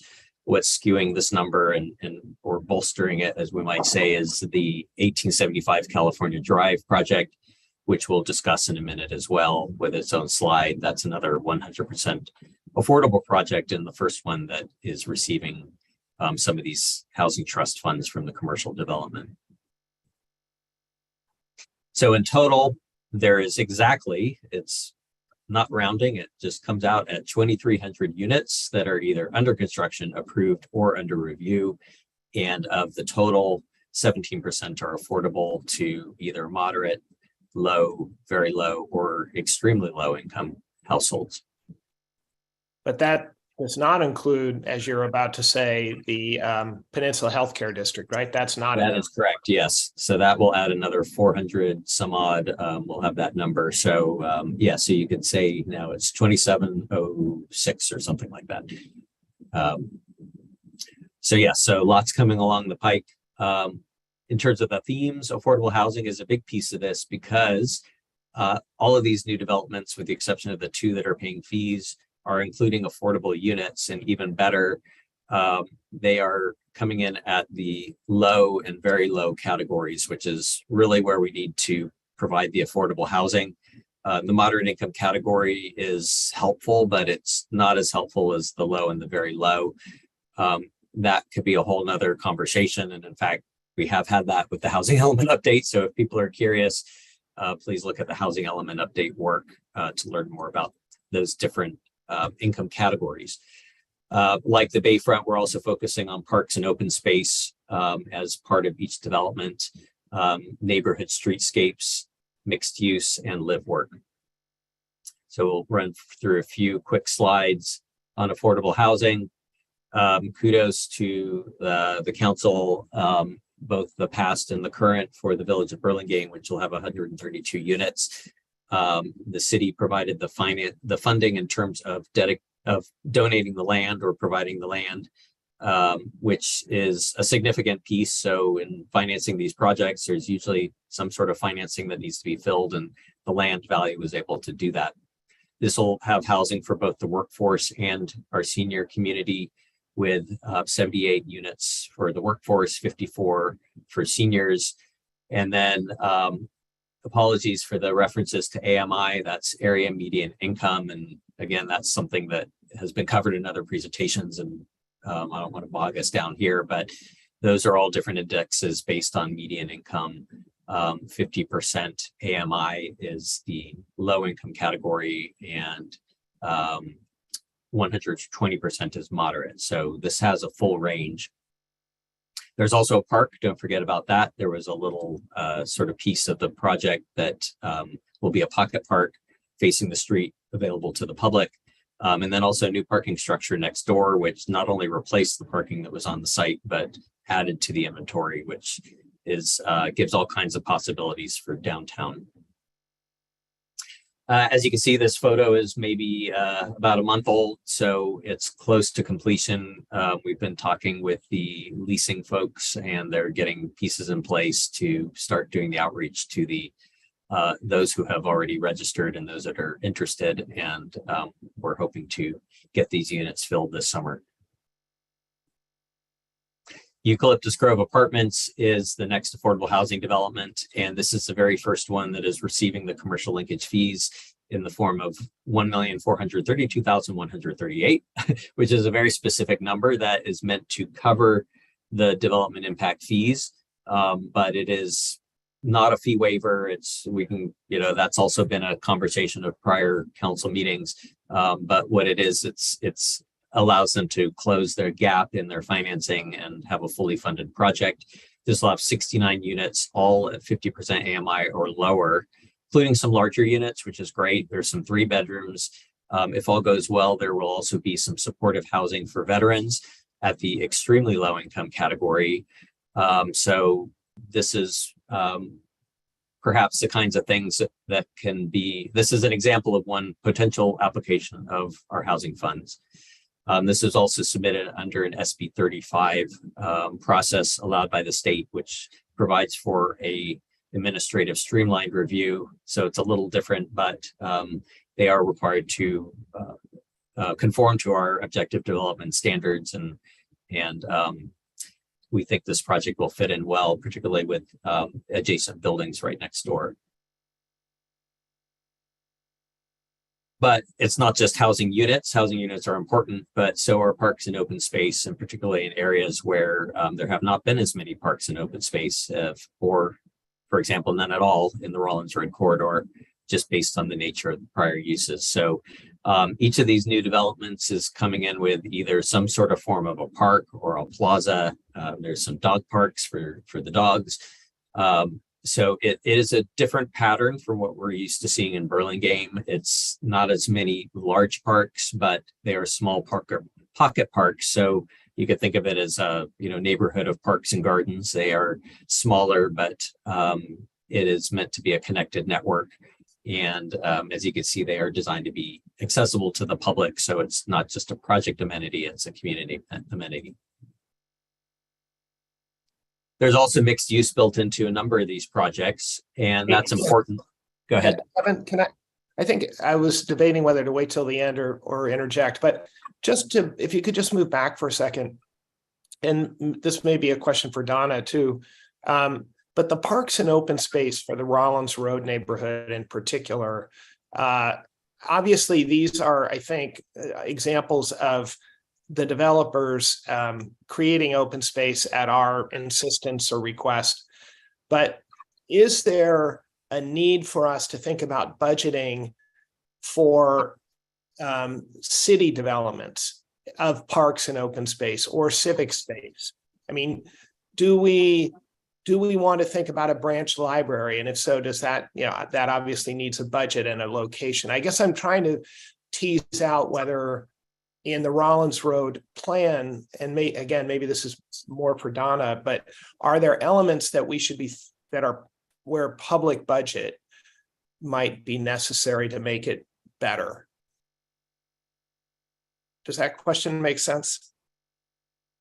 Sure, I will allow Donna to answer first if you'd like, or and then I can provide any further. I think that, of course, it's always nice to have funding and capital funding in order to, add, say, a library space. But I think what we've been really clever about doing down there and throughout the city, Michael, is getting our developers to partner with us on amenities that we really need and that the city requires. So whether it's the Cesar Chavez kind of library situation in the new Ogden building, or the beautiful 3rd-acre park or 1/4-acre dog park that we're getting at the 2 new Summerhill sites.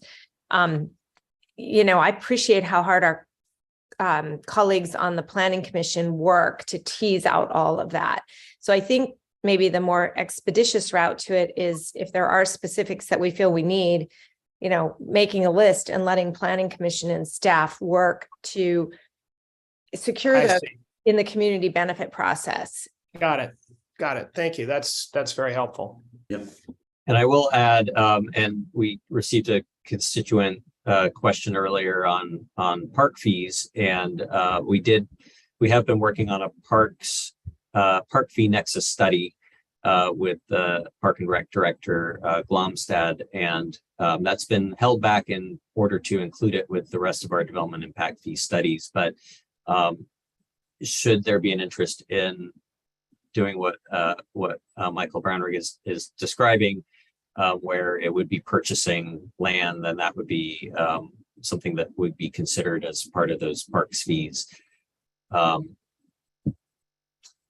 And then similarly, I think if there are objectives that the market is not quite meeting, then that may be a place where, the city may want to lead the way a little bit.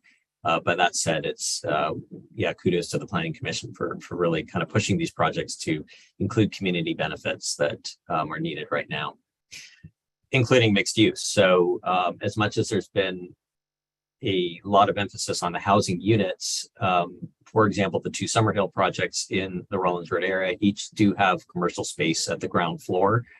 When they went through the application process, they said they were not really sure what the market was for those uses, but they did want to include the space so that it would be available.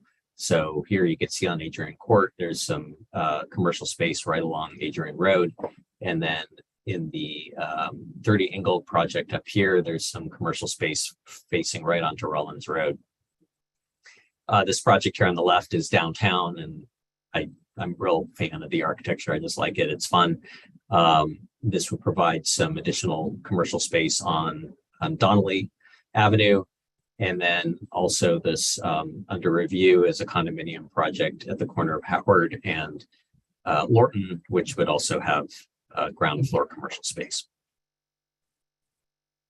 And then live work is also something, we have a couple of live work projects moving forward. And, I think it's interesting, particularly in this kind of post-COVID, people's relationship to working from home, working hybrid, however they're doing it. So these units have been designed specifically to enable that kind of hybrid lifestyle. They do have a residential character, but they also have space for someone's home office. They've got amenities and are designed in a way that does start to have more of that live work character.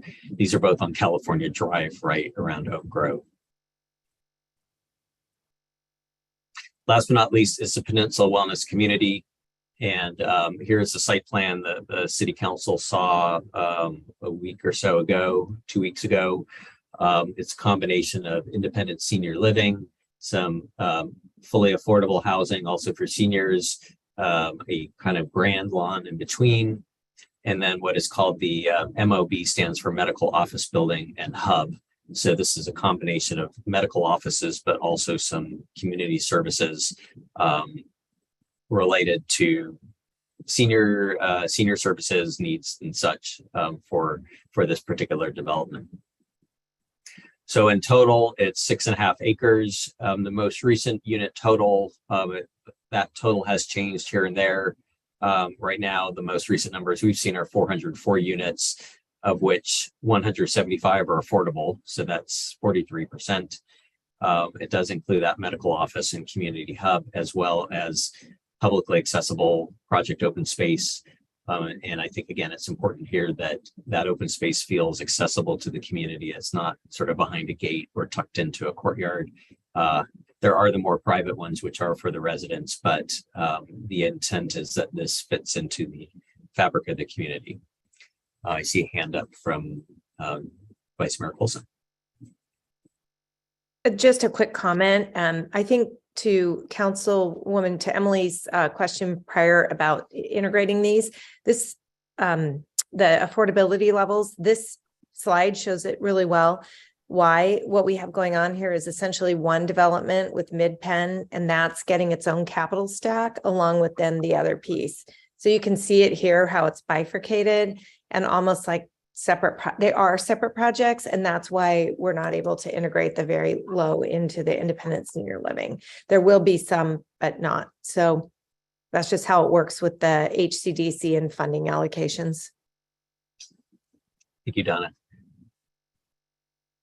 These are just some of the massing models that they've shown. So they've got a kind of number of different competing interests, some of which is lowering the mass closest to the neighborhoods adjacent, so on Marco Polo Way, as well as the single family neighborhoods to the south. And then also kind of working around flight patterns and things like that. The developments along Marco Polo Way will be very compatible with the apartment buildings across the street and have a very reputable architect. So I'm pleased when they came on board, as well as a great nonprofit developer, and that I think will fit in really well as a piece of that. This is the most recent schedule that we've received from development team. And as you can see, this project has been around for a while, and it's going back from 2017 and even further back. It did pause during COVID. So if people were wondering what's happening, it was just on a pause like so many things. But right now it's really going full force. The environmental impact report is starting, and they are looking to go through the review process for all of this year and into the next year. Construction, they're hoping, would begin in 2025 and be completed in 2027, with lease up and occupancy in the latter half of 2027, if all goes according to plan. In terms of the review process, and this is something we've had a lot of questions about, how does the community provide input? The applicants have been doing quite a bit of community outreach, but there is the formal process that the city is in charge of. So that includes the submittal, which we anticipate in the next couple of months. We have already started the initial pieces of the environmental impact report, particularly the traffic studies and things that could be done in advance of the submittal. The applicant has continued to do outreach. I believe they have another outreach meeting coming up next month. There will be at least 2 meetings with the Planning Commission, design review study meeting, and then the action/recommendation hearing. This will be a recommendation to the City Council. And then City Council hearings, it may be one, it may be more, but there is a robust process here for community feedback. It tends to be focused on public hearings, which is it is the more formal approach, but it's also a way to really make sure everybody's voices are heard and considered. There's information at burlingame.org/master plan. And right now doesn't have a lot of information just based on where things are at, but we will continue adding the information as the project moves forward. So last but not least, this is a lot of information. If people want to learn more about the major projects, we have a webpage on the Planning Division website at burlingame.org/major projects. This is a little screenshot of the website. At the very beginning are a couple of things that people can click on, which have a detailed table of everything that's been approved, under construction, under review, even pre-submittal, where we know something like the Peninsula Wellness Community. And then there's individual project pages. You can even sort it by what's approved, what's under construction. So it's meant to provide a lot of information to the public for wanting to know what's going on here in town. So thank you very much, and open for questions and comments and anything that the council and the public want to discuss. Peter. You have one from Peter. Yeah, thank you, Kevin. My understanding is that the PWC project is not in our current inventory of RHNA and affordable housing numbers that the city has, but anticipate that will be added post their submission for the process. I also think it's important because affordable housing is a fairly broad category in the eyes of the community, but there are a lot of specificity, and I apologize if this was already mentioned before. But I think it's important to break it down, maybe not this form, but to keep the numbers granular enough so that you see the different levels of AMI. You see the different categories of senior versus workforce, but also things about there's provisions around disabilities and those types of things. And I think the city has an obligation to communicate where we stand from affordable housing across all of those dimensions. So it's more of a comment, but really great work, by the way, in terms of all the different efforts. Yeah. And I will just clarify, yes, exactly what you said with currently in the housing element draft, our first draft, the Peninsula Wellness Community is shown as a opportunity site. Right. And then we put a little narrative and say, these are the numbers that have been shown to us. We expect this to come in. And so it allows us to justify why we think that would be a development site. My guess is by the time we get to our next draft, that will convert over to what's called a pipeline project. And those are the ones that are officially in the pipeline as submitted. So those numbers will then help us reach the regional housing needs allocation numbers, both in terms of total numbers, but also these lower income units. Yeah. Okay. Are there any other questions for Kevin or observations? Seeing none, I don't think Kevin, we need to... Sorry, I have just a question on that. As far as the difference between opportunity zone and pipeline project, if I'm recalling correctly from our general plan process, it's still institutional zoning over there. So council will have to take some action. Like, does that impact how we classify it in the in our housing element, or because there's still some zoning action that has to happen, correct? That is true. So a portion, there's two different zoning designations in the wellness community. So a portion of it is public institutional, which will need to be rezoned and have a general plan amendment. The portion along Marco Polo Way is already zoned for residential development. So we do need to mention that in the housing element, and that would be an implementation. It would be a project level implementation and happen concurrently with the project, but that is a good detail to be mindful of. Thanks so much. Ricardo. Yeah, thank you, Mr. Mayor, or thank you, Michael. Or I just want to say that a lot of the questions we always get asked in the community about development, I think your slides go a long way to answering a lot of the questions we usually get. Is this presentation going to be shared with the public? Yes, we should think of where to put it. We could put it on the major projects page. That may be the most logical place. And because I do think it has been designed to kind of show the broader themes, not just the individual. We've got our kind of detailed spreadsheets of all the, all the numbers and how it all lines up, but this is meant to tell the big picture. So we could put this presentation on that major projects page. And in the meantime, if you could just share it with us, that would be great, because I would like to, a very good presentation. Thank you. Thank you. Okay. Unless there are other call for public comments from our Zoomers, if there are any, people can raise their hands. Looks like Jennifer, okay, Jennifer, you can unmute yourself. Yes, this is just a comment related to what Michael and Donna were kind of thinking about. As you can see from the map that Kevin made, and what we look at the Planning Commission is that really a lot of the projects, both in the Bayfront, and also I'm talking specifically about Rollins Road area, we end up with a patchwork, and that's to some extent not really controllable by the city, and because some parcels may not get developed at all ever, and are not in our lifetimes. And so I do some of the projects are, well, it's just the way they end up. They're maybe very petite parkland, park space or open space. And so I think it's really important to just kind of keep in mind how, what's the end goal? It's almost like piecing together the Bay Trail. If we want there to be sort of a ribbon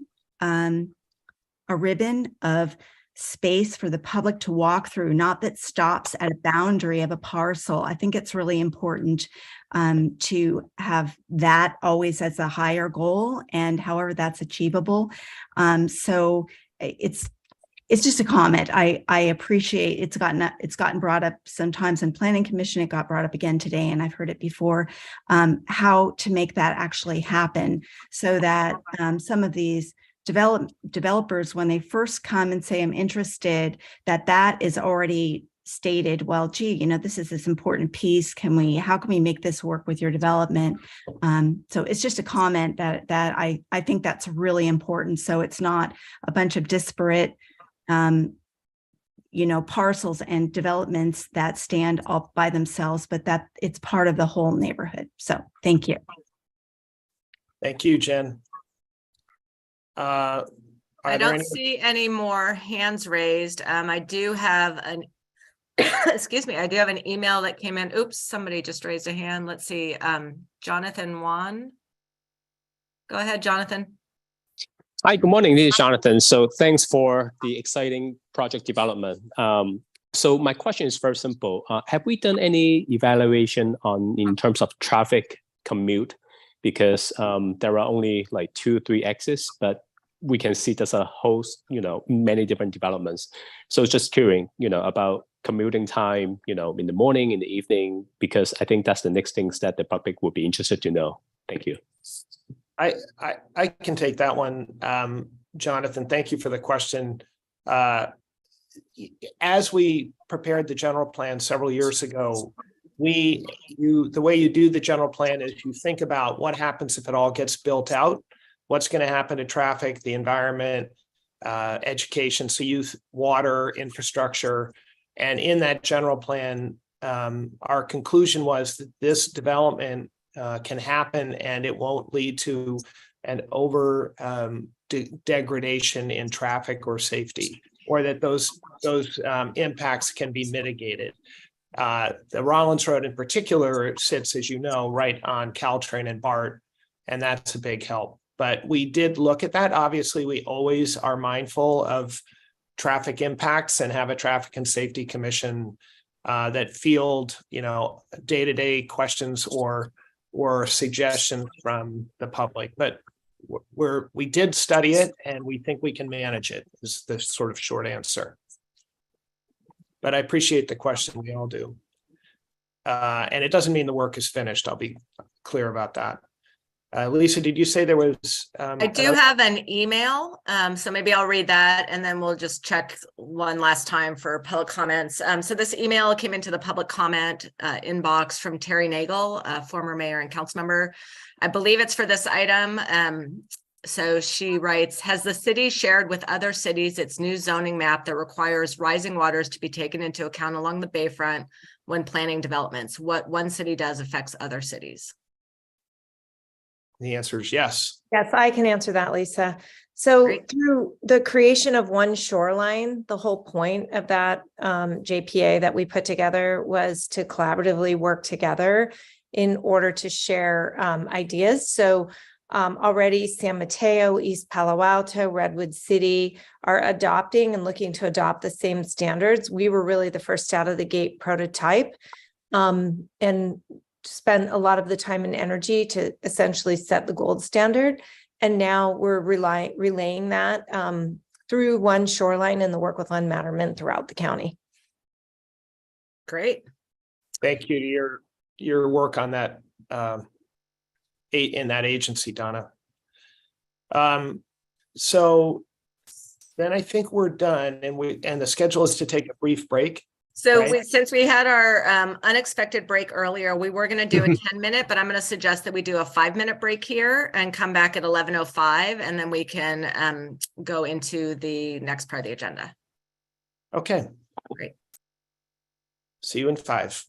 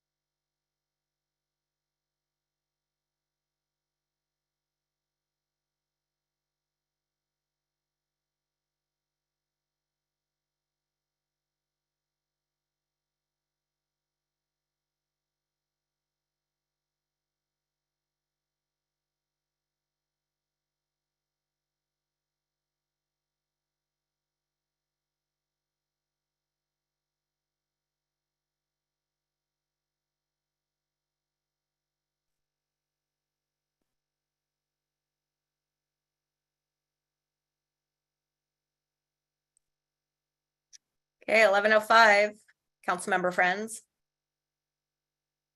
Is everybody back with us? Missing Ricardo, 1, 2. Donna, Now we're missing 1. Peter?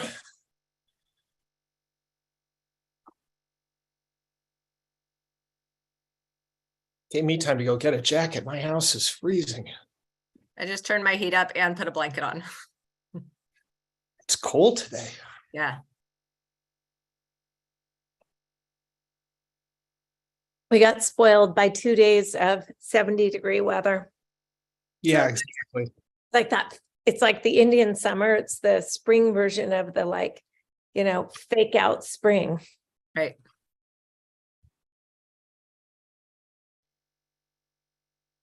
Are we done with atmospheric rivers? Do we know? Or are there more in the Pacific?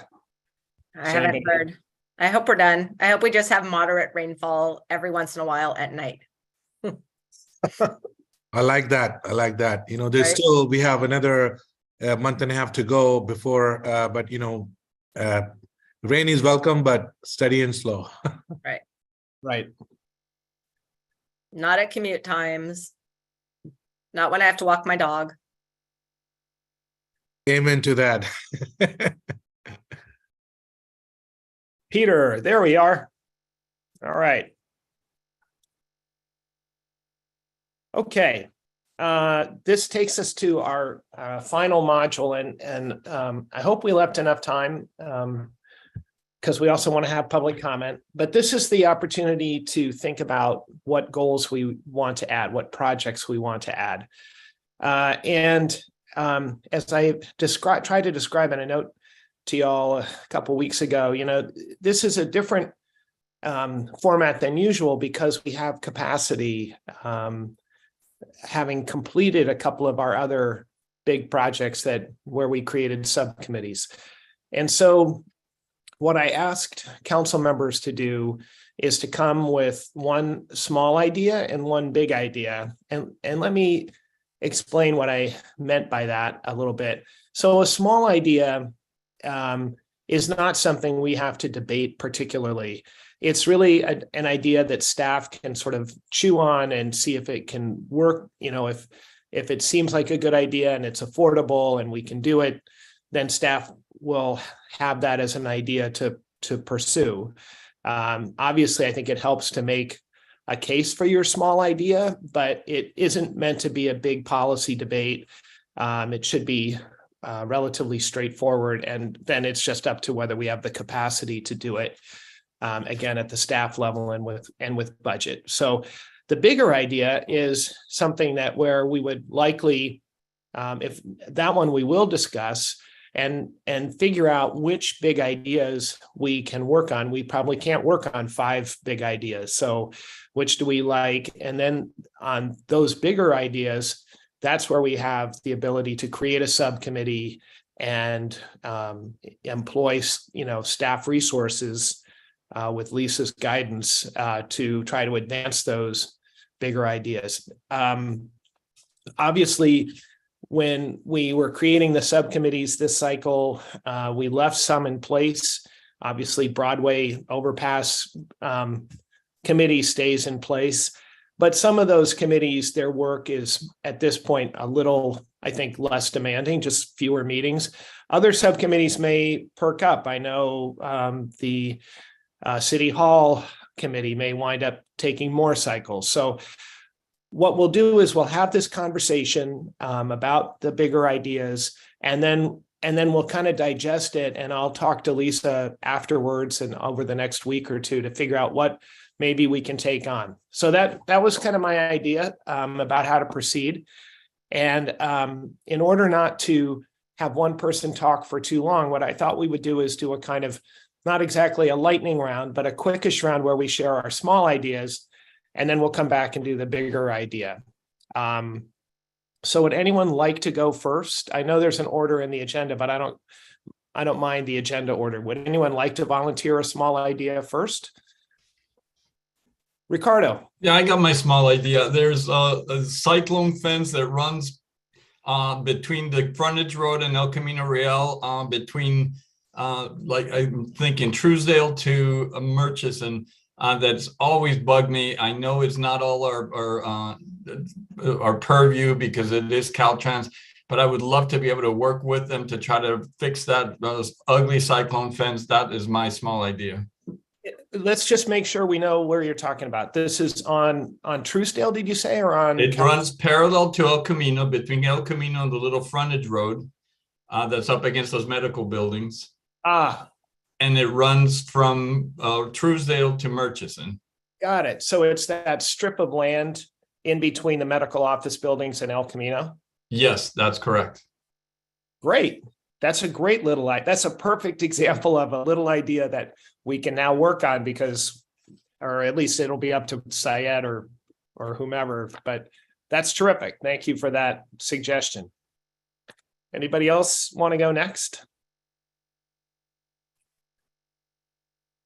Yeah, Emily, go ahead. Thanks, Michael. I guess mine's a little bigger than Ricardo's, but That's okay. That's but okay. You know, this doesn't require, I think, a lot of financial investment. It's more of an investment of focus, time, resources, and actually engaging the community. So the small idea is this. Look, we passed some really forward-thinking reach codes. That's the policy of our community. But there's this other piece of it about inspiring voluntary action in our community for people to start to electrify their homes, do it proactively, you know, because it's the right thing to do. And there's a really good case to be made for it, but it's a complicated space. And there's a lot of good people working in this area. Let me start by saying this. I attended, you know, there's a lot of environmental groups that are working on this. PCE is doing some amazing work. I'm not saying let's do redundant effort, but you know, Sustainable San Mateo County had a great presentation about how to navigate these rebates. I was curious as a citizen and also wanted to learn this space. It's kind of complicated and we're starting to piece it together.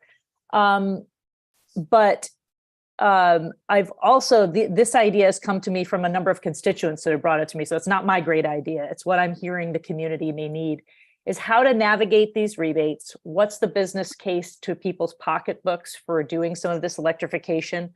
What's really the priority that could move the most needle for homeowners or for multi-unit residential owners? Is it really the water heater? Is it these, you know, air cooling systems? Is it moving from gas stoves to electrification? Like start to really get some messaging around that. And I think my idea is how do we do more than just put a message in the e-news and some links to PCE's rebate website with BayRen, but really bring together a lot of what Burlingame has is a super tight-knit community with active people that talk to each other. So how do we put the show on the road, leverage the volunteerism in Citizens Environmental Council, Burlingame, Sustainable San Mateo County, other just climate activists to come and help us with this and maybe get boots on the ground and talk to our Rotary clubs and talk to our chambers of commerce and talk to our multi-unit residential property owners and really create a roadmap for how people can, what is the most important thing to prioritize and how do they do it? There's also another piece that the city is uniquely positioned because we're a trusted source, but what we're hearing from constituents is there's some contractors that do this stuff, but sometimes their trusted plumber that they've used for years doesn't even know about these rebates or exist. So can we help message to our licensed business contractors in Burlingame about and help educate? Can we try to make sure there's Burlingame contractors that are part of this BayRen movement? I'm hearing from constituents that sometimes these energy audits, they cost a couple $100, but it prevents people from taking that plunge to really understand what their home can do.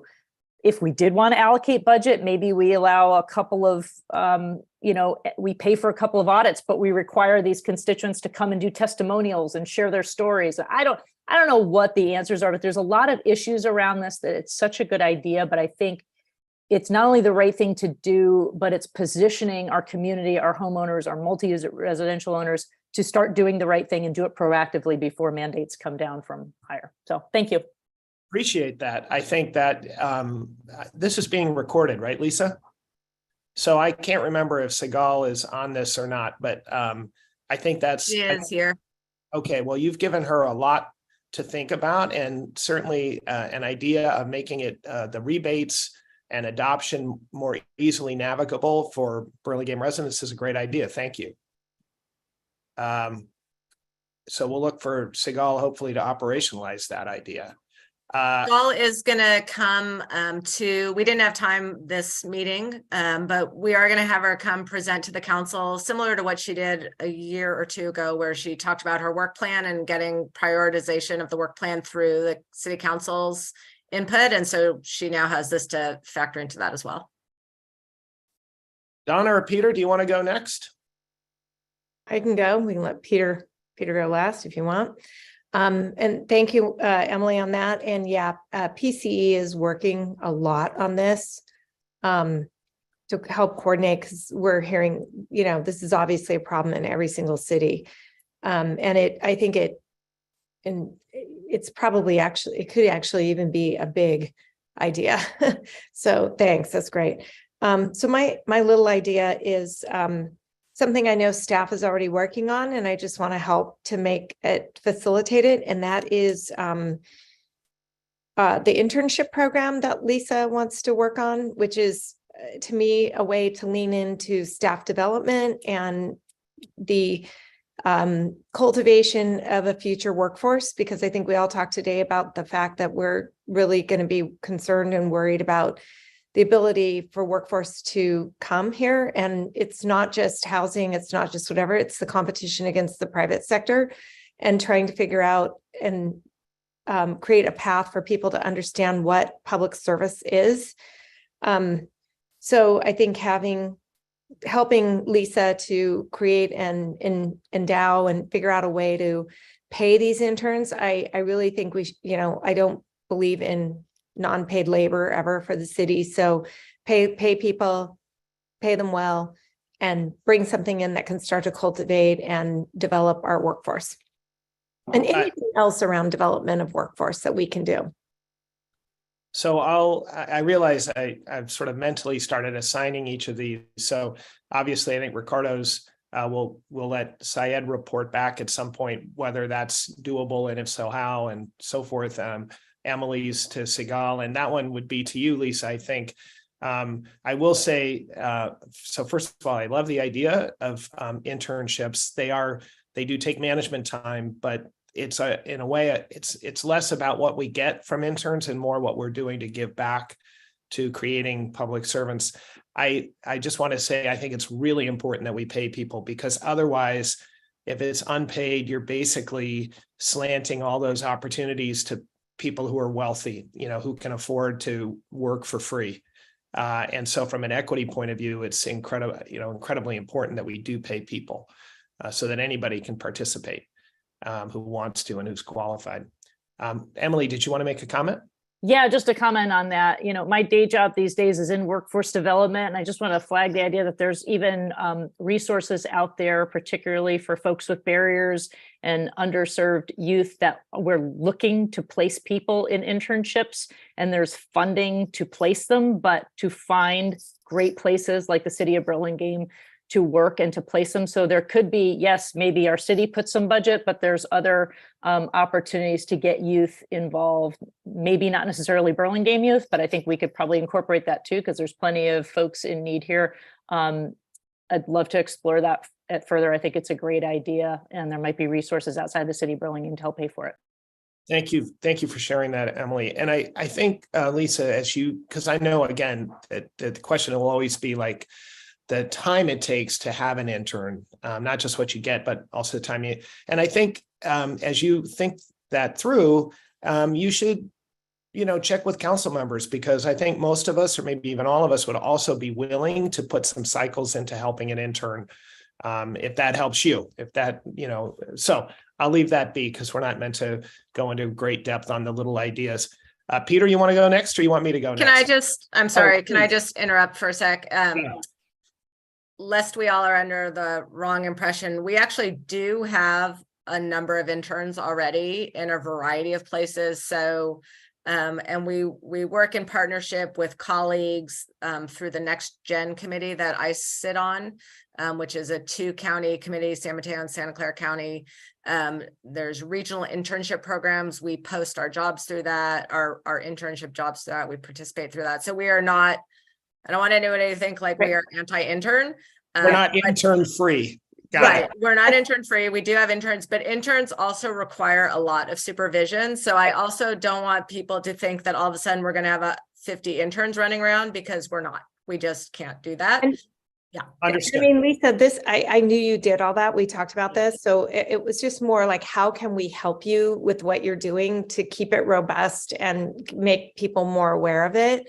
So I really appreciate everything you guys are doing. We've talked about it. So this is not, that's why I said at the beginning, I know our staff's already doing a lot of this, but how can we support you to do it more? It's, to me, it's a small incremental idea.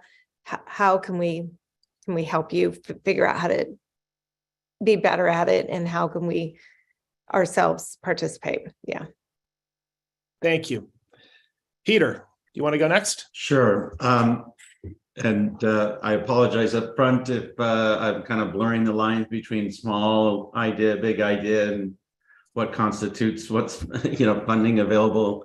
But I do think when we think about our community spaces and the soon-to-be town square, and that we have an opportunity to have another avenue of outreach to the community by promoting cultural, music, art, other types of events at the city. And I know that there's some formality around where that budget sits and whether that's private or publicly funded, but I would encourage looking at the opportunity to put programs together that across the dimensions of that type of experience, and leverage that space to create even more unique aspects of Burlingame. So that may be formality around a certain budget line item in a certain department, or it might be even creating a partnership with the Chamber of Commerce and or other entities. I appreciate that, and I think maybe later in the year or next year we can ask Margaret. This would be, I think, well in Margaret's purview to help us think about activating that space. In a way, that's what you're talking about. How do you activate it? How do you make sure there's programming? And that may require extra resources. So thank you for suggesting that. And I think that's definitely something we should spend time on. I'll do my little idea, and then we'll cycle back and do the bigger ideas. So my little idea, this will come as no surprise to some of you. So I was disappointed, but I understood the budget realities of not creating a gym inside our beautiful new community center. It was too expensive and we couldn't do it. Nevertheless, I really believe that gyms and basketball courts are great ways for young people to blow off steam. So I also really appreciate that we rebuilt the basketball court next to the community center, and that it's nice and flat and so forth. My little idea is to put lights over there so that just like the tennis courts, people could play until 10 and then the lights would go out. I've noticed that pickleballers also play there. So that's my little idea. See if we can do lights on the court by the community center to make it to get more use out of that, and to help especially young people have something to do that's productive. So thank you all for those very provocative and thought-provoking ideas. So now we'll do the cycle of the bigger ideas. And this, I'd ask you to spend a couple of minutes explaining what you have in mind, and we will discuss them because, and we won't try to come to a conclusion, but I do want to discuss them so that we have a sense of the general priorities, because again, this requires resources, especially of time and potentially of budget. And I guess I'll go first just to let you all think for a few minutes. I almost decided I didn't have to do this one because I think I've gotten consensus, but I decided that wasn't fair because it probably requires real work and I should get everybody we'll see if everyone agrees. So it is the idea of a shuttle system and creating a work group to really focus on that. I think it ties several of the themes together that we've talked about, especially the development side. I mean, those slides that Kevin showed show how Burlingame is going to be transformed in the next 10 years. The Bayside in particular is going to be transformed, but also Rollins Road is going to be transformed. And in each case, there are going to be many more people there. And the ability to have a robust shuttle system that runs frequently and ideally, in my mind, both clockwise and counterclockwise, so you're never that far away from your destination. That's what makes that kind of transit system work and work well. When you don't, nobody looks at it, nobody wants to look at a schedule. You want to just walk to the stop and know that something's going to be coming by in 10 or 15 minutes. I think there's also a technology play here. It may be, if we are not in a huge hurry, that we could look at what it means to have automated shuttles, in other words, driverless shuttles, what that means for sensors and so forth. So that's my suggestion for the work project. And again, we haven't done this format before, so let me just go ahead. I'm going to try to monitor time because we also have to allow time for public comment, but maybe 2 or 3 minutes of feedback from colleagues. If anybody wants to volunteer a yay or a nay or a question or a thought, please have at it. Peter. Yeah, I definitely think we need, I'll call it, instead of regional transportation, we need micro transportation support for the city. And it ties into an idea that I may share a little bit later, but the idea of how you create that more sustainable mobility, not just for residents of the community to get access or to and from where they work or where they want to visit, but there's also the potential to tie that into the TOT impact and how that could actually maybe reciprocally improve occupancy and drive those revenue lines with a smart plan around that. So I'll just add that from my perspective. Thank you. Anybody else? I'll say I support it. I think it's good. And I think we've been talking about it. We should get to it. Thank you, Donna. I know Ricardo and Emily, you both have comments. Ricardo, I saw your hand first. Go ahead. Thank you, Michael. My thought on the shuttles, when I always think about the shuttle system that we had or we have currently, is that it's very underutilized. So if we were going to go forward with something like this, I think we should focus on how to get more people on there and use it more, because and I don't know, and that has to do, goes to routes, goes to times, goes to the different aspects that we need to make it more user friendly. Because if we just put shuttles out and they're still empty going around the city, then that doesn't do anything. So I think I agree with the concept, and I think that when we move forward, we should talk about how we get people on them, and that's the big focus for me. Thank you, Emily. No surprise, I love the idea of more sustainable transportation, and that's part of it, getting people out of automobiles or feeling that they need to have an automobile if there's other options. And I do, I appreciate Ricardo's comments. I think, I have a pretty good handle on how shuttles work regionally, and they are very expensive to run, but when they work, they really provide incredible service. And I would suggest that really a really interesting opportunity zone for us is that development on the Bayfront, and getting more sustainable shuttles with electric, maybe exploring. There's some really interesting things happening regionally, even Contra Costa Transportation Authority. We've begun conversations at the San Mateo Transportation Authority about even piloting autonomous shuttle systems and things that could work, that, you don't have rail, but you can get more people on these shuttles. Community shuttles are a whole nother beast and complicated, and maybe worth a conversation, but I think that opportunity on the Bayfront is a really a great one, and there's some partners that want to help us. So.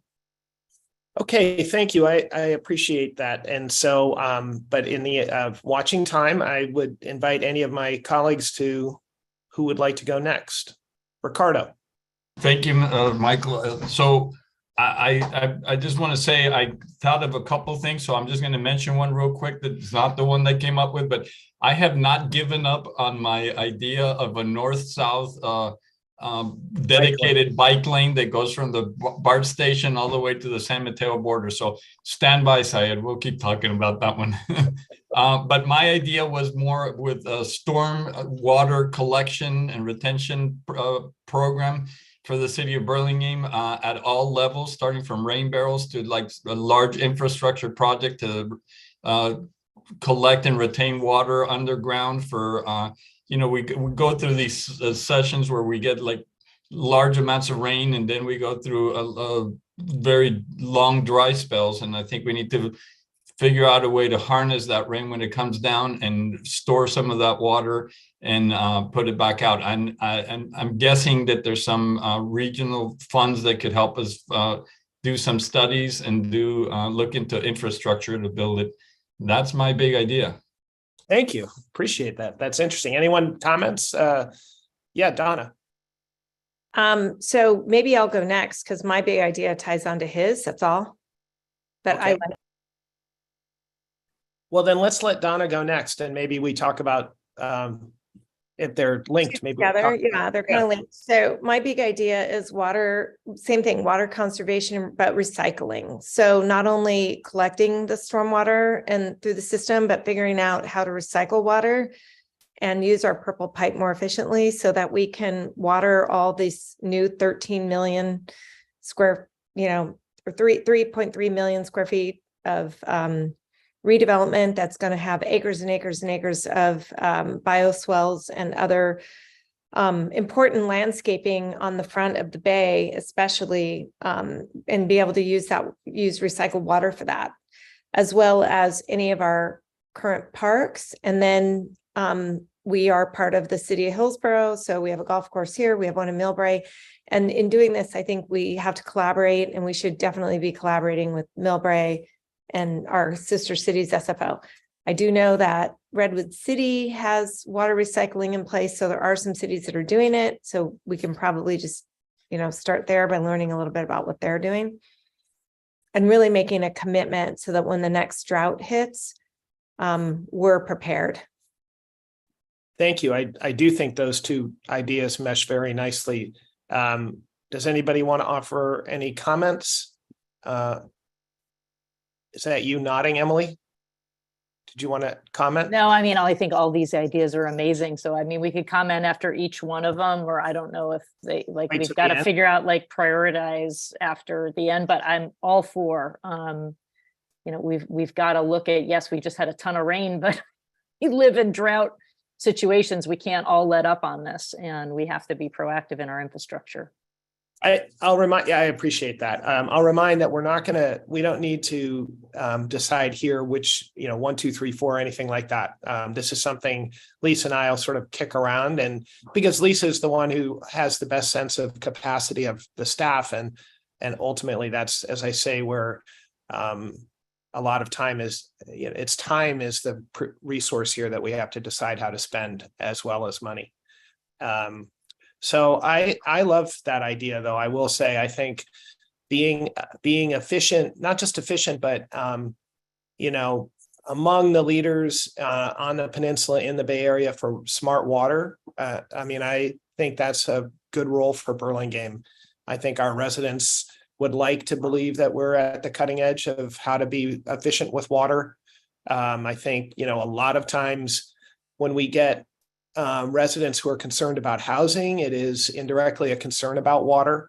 And I think if we show that we're being smart and efficient with water, it helps reassure people that we are being prudent, with this precious resource. So I certainly like it as an idea. Are there any other? Yeah, Emily. I didn't know if you're looking for another volunteer for a big idea yet, or if. Yeah. We'll keep going, and then once they're all on the table, we can go back to and I'm never averse to ending early if that's what happens as well. So by all means, why don't you give us your big idea?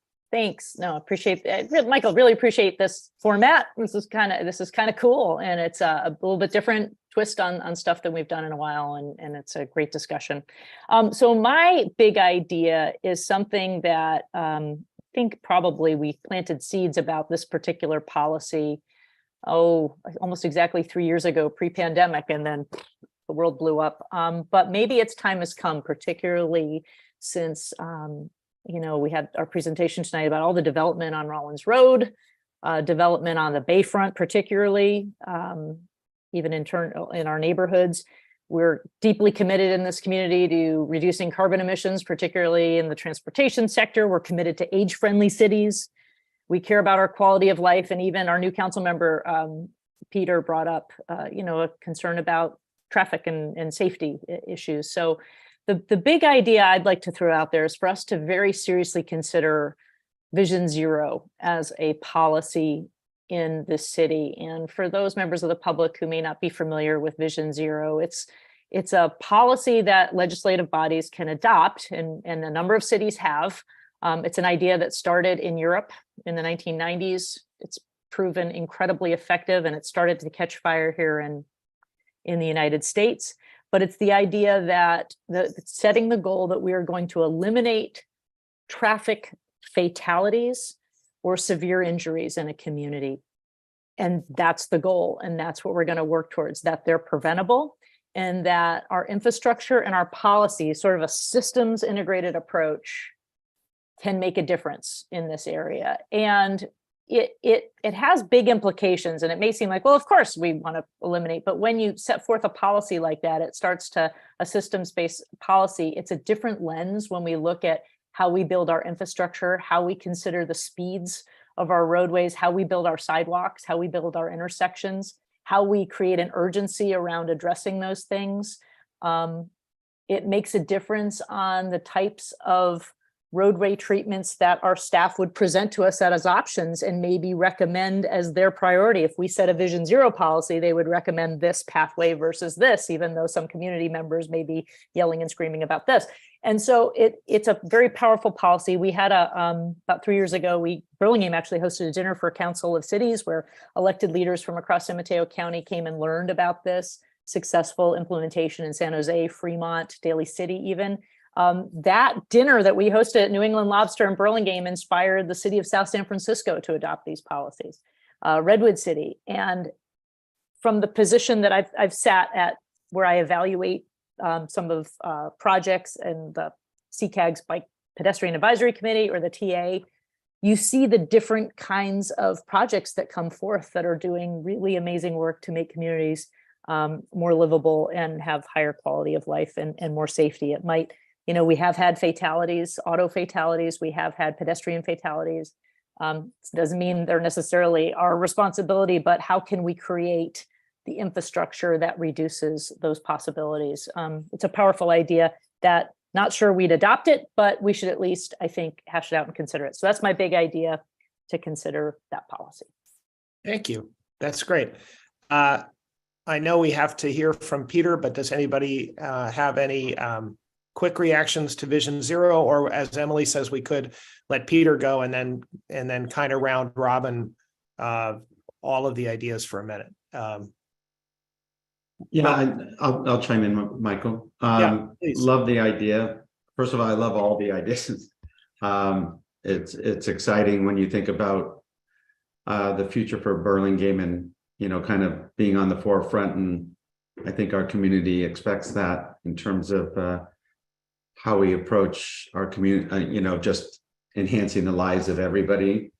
In terms of Emily's idea, I really support that, and I know we have people on staff, and maybe this is for Lisa, like Segal, that are very focused on sustainability, but we might want to think about how we organize our city departments as well to correspond where we're kind of organized and mobilized to drive some of these things. So many, for example, in the education space, many people or many leading institutions are establishing schools of sustainability.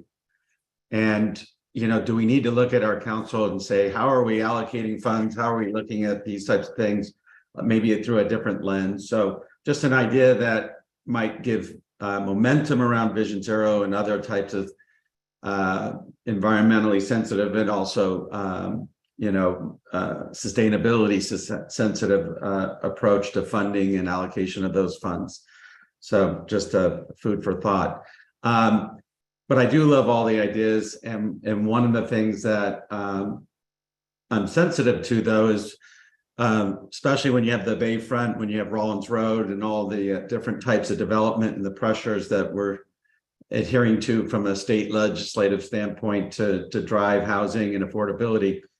We have a lot of neighborhoods where there's infrastructure and community space that needs to be invested in. And Rollins Road doesn't start at Broadway and go north. Rollins Road goes all the way down to the south end of our city. And I think we need to be conscious about when we're doing these types of development things, what good practices, what good elements of what we're building in our future part of the city are being moved back into the existing part of the city. So just, you know, I'm very cognizant of driving up and down Rollins Road all the time. And yes, they put the wall up to block the sound from the freeway standpoint. But, you know, half of the residents in Burlingame are in rental. And what are we doing to bring things like the advanced thinking around community open space, access for kids, things like that, back into our neighborhoods where they're needed. So that's my big idea. So if I could just explore that for a second, is the idea, I'm trying to crystallize it a little bit, Peter. So sure. Is looking at all of the existing neighborhoods of Burlingame, or is it looking at the rental neighborhoods where there's multifamily, or? It's not necessarily all neighborhoods. I mean, some are, you know, but when we're thinking about, you know, if there's high density housing and there's an importance for some sort of community space, does that apply to all the neighborhoods that have that level of density? So it's just like if we're doing reach code, I'm sorry, you know, commercial linkage fees and trying to do quid pro quo and want to use that against to, you know, help fund things around affordability. We should expand that to also include anything we may want to actually retrofit, not just infrastructure, but also these types of spaces. Thank you. Ricardo. You know what I thought of, and I thought that's a great comment, Peter. Loved it, but we're spending so much time focusing on our north end because we are creating a new neighborhood. But it's good that we use what we learn in the north end and apply it to some of our neighborhoods to the south. And I think Rollins Road is a perfect example of where we have a lot of density and a lot of that we might need a little more greenery, that we might need a little bit of what we're doing in the north end. And so I appreciate that comment, Peter. And I don't know if yours was specific to just Rollins Road south. No, I just used that as an example, Ricardo. But I think that's a perfect example of where we could use some of these ideas, some of these things that we're learning on the north end and apply them down there. So I like that idea a lot. Thank you, Peter. Donna. Yeah, and I think what, Peter, you're saying in a perfect example would be the Civic Center project that we're doing. So if we're going to focus on where to relocate the Civic Center and the downtown Burlingame area, you know, Civic Center, Donna, you mean City Hall? City Hall, Civic Centers, City Hall. Yeah, City Hall. So same one and the same, interchangeable. But for example, as Ricardo and I begin to work on that project, making sure that, you know, wherever it goes, whatever, if it stays, if it leaves, if it goes, if it doesn't go, you know, that the neighborhoods that are impacted by those kinds of changes also have that lens of safety, sustainability. Is that what you mean, Peter? That kind of a thing? So those decisions are thought about through the lens of safety, sustainability impacts, and making sure that we're bringing and thinking as thoughtfully about those decisions as we are about Rollins Road and the Bayfront. Precisely. Mm-hmm. This is great. I'm going to, in a minute, hand it over to Lisa, both to be city clerk for public comment, but also city manager in terms of whether you have any reactions you want us to think through, Lisa. I will say to your point, Peter, or maybe I'm not quite sure if it's to your point or not, but I will say that I think the rehabilitation of El Camino Real gives us an opportunity to think about those set of multifamily houses, and it's you know, I can't remember exactly the timetable, but this is something that is going to happen, and it will be transformative for that neighborhood, if you think of El Camino Real as a neighborhood. But thank you all very much for bringing two ideas or more to this morning's get together. Lisa, I'm going to let you react and also do public comment. Thank you, Michael. So because I am the person who's no fun, I do just want to remind everyone about the It's iceberg. the goddamn iceberg. Iceberg. There we go. So I love this slide. So as we think about all these ideas and you all came up with really great stuff, remember that all this stuff here below the water is what we're doing every day. And it's what you heard about from the staff earlier. And it's only a fraction of, that the staff mentioned, that we have a whole lot of things and all these cool ideas go up here, along with the 4 projects that we haven't finished, which are sea level rise, the City Hall, Broadway grade separation, and El Camino Real rehab. So there is just a lot of big stuff, and I don't want us to lose sight of the fact that we are a small but mighty staff with, the resources that go with a smaller city. So everything can go on the list, but it's not all going to happen at the same time. And it may not happen during the remainder of time that I'm here, which could be, 5 years. Like some of these projects are really kind of long-term things. We recognize that. I meant what I said, which is ideas need to be surfaced. It may take them a while to grow into something real. And so, and that's for the public also. Like I want the public expectations, set appropriately, that there is just a lot of stuff, and every one of these ideas is super cool and requires a whole lot of thinking before actually even executing anything. So, just so people aren't, if members of the public watching today heard something that really resonated with them, that's awesome. It's not going to happen tomorrow. It'll happen as soon as it can, but things just take time. We have process, we have, public rules we have to follow and whatnot. Okay. So that was just my Debbie Downer. Expectations lowered. And then just put them a little lower. So that was my Debbie Downer portion of the agenda. I will, I don't have any emails that have come in the public comment box. If there are any, we have a couple of members of the public. So we have 3 members of the public. So we'll put Sandra, you can go ahead and unmute yourself. Thank you very much. And you're exactly right. We heard every idea. This was an idea factory today. So my remark and my comment, because I listened to all of the thoughtfulness and the information that came forth. So what I loved about today, and of course, I'm a great believer in having civics education, is that the city, if everyone could listen to this conversation today, they would have a better and clear, and myself included, understanding of all the factors that take into good governing. That's not saying thank you and we love you all, but we do.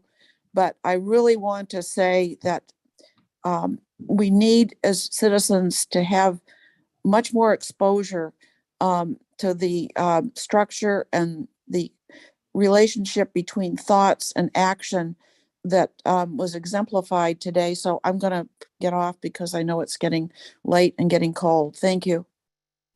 Thank you, Sandra. Okay, thank you, Sandra. I'm pulling in Terry Nagel. Go ahead, Terry. Hi, everybody. Great conversation today. I want to say first how proud I am of our city, the way that everything was handled with the storms. I heard from so many people that the responses were swift, no matter what time, day or night, and really was a good response. Today, I wanted to encourage you to help residents transition to clean energy. And I really love the idea of having more outreach to the public and helping them understand, especially these huge rebates and tax incentives that will be coming along very soon. By coincidence, the Citizens Environmental Council has a program already scheduled on October 18th with Peninsula Clean Energy and Bayren to help explain that. I think it's also very important for people to understand, to have the incentive to do this, that the state's goal is to ban gas vehicles by 2035, and that the State Air Resources Board voted recently to ban the sale of gas-powered HVAC and water systems by 2035. And so in order to build the will of people to make this transition, I think it's important for them to understand that the gas is not going to be here forever. These are going to be stranded systems that are no longer going to be easy to connect to, and the people that still have them will pay more for the maintenance of them. So I love the idea that we have 0 permit fees for electrification. We're ahead of the pack on that. That's great. But I would encourage the city to set a goal date to decarbonize existing buildings. For example, San Jose has set the goal at 2030. I'd also encourage the city to set a date for the end of piped fossil gas. San Mateo has set a goal of 2030 for that. And of course, it's important to have equitable access to all citizens for this transition. It's harder for some people than others. But I do believe that these deadlines will build the will that is needed to engage the residents. And also, don't forget the appliance dealers, with the supply chain issues, and the installers. This will build a giant force to make this happen. And, I talked with a guy, an engineer from the California Energy Commission recently. He said, what we have coming is one of the fastest transitions in government that people have ever seen. He said there's going to be millions of jobs. This will be a global transition on a scale unprecedented by anything in our lifetimes, comparable to the transition from the horse and buggy to cars and travel by airplanes and the introduction of computers. So, buckle our seatbelts. I think we can help the citizens in this city make this transition. Thank you. Thank you, Terry, and thanks for all your work. Okay, next, let me pull over Mike McCord. Go ahead, Mike, you can unmute yourself. Okay, thank you. Thanks for the opportunity to speak here. On behalf of the Citizens Environmental Council, I sent council a letter a couple of days ago. And so I just want to enhance that and thank Terry Nagel for her comments on basically the same topic. First, I applaud the city for the recent REACH codes, because the REACH codes, you've assured that future construction in Burlingame will be methane free. And I'm learning now to say methane instead of natural gas, because natural gas, is such a benign term. It sounds like, oh, this is just something from nature. Well, no, it's a dangerous gas that takes a lot of labor to extract from nature. But in any case, as we start to talk about goals, I'm impressed with some cities' aggressive goals, to address methane in existing infrastructure, okay, and to convert homes and businesses to renewable energy. And in that case, in this neighborhood, it means mostly electricity. Now, it's unfortunate at the national level, just in the last couple of months, this has become subject to a lot of demagoguery. And, I'm even hearing tropes like, oh, they can have my gas range when they pry it from my cold, dead hands, bringing back, that kind of gun trope. So we're hearing that now from what I call the status quo lobby. But I would remind you that, like, in 2009, when Burlingame passed its first climate action plan, that same lobby was claiming that the science of climate change was, insufficient, or that climate change was a myth, or even that it was a hoax led by the world scientific community. There was a lot of that thought out there. And I would say that since 2009, that argument has basically been lost. The American public realizes now that climate change is real, and governments at all level, should be addressing the issue. And so if you think, so my point of that is you need to ignore some of that chatter, and stay the course. Nobody now misses leaded gasoline. You know, I don't think anybody misses smoking on planes or asbestos insulation on piping. And I think there will come a day when people say, you know, when I was a kid, they used to pump methane into people's homes and people would burn it in their homes. I think that's a technology which is destined to be obsolete. Mike, that's your 3 minutes. If you could wrap it up. Okay. So again, I agree with Terry. We need to set priorities. You need to set a goal and begin building programs to facilitate that change. Thank you very much. Appreciate the input, Mike. And thanks for everything you do with CEC. Is there, okay, we have one more, Jonathan. Go ahead. Hi, Jonathan. Thank you for the opportunity. So first off, thanks. I want to thank Emily and Donna for responding to my email because I submitted yesterday evening and you guys actually look at my email ideas and different photos of my lawn, backyard, and barrel. Really appreciate it. So the ideas that I have actually somewhat, I think everyone articulated is how do we deal with climate change, but it's more on the residential and also commercial level. Three things. One is the flood prevention. I think after this, the 12 storms that we had in the early this year, many homes got flooded, including myself. So I learned my lessons in the hard way, installing water pump. And fortunately, the issue had been fixed. But I also, identified quite a few issues. For example, the side curb of this, of our road, and also, the roof, downsprout and everything. So I think this is something that we can do and amplify, educate the public. Second piece is fire protection.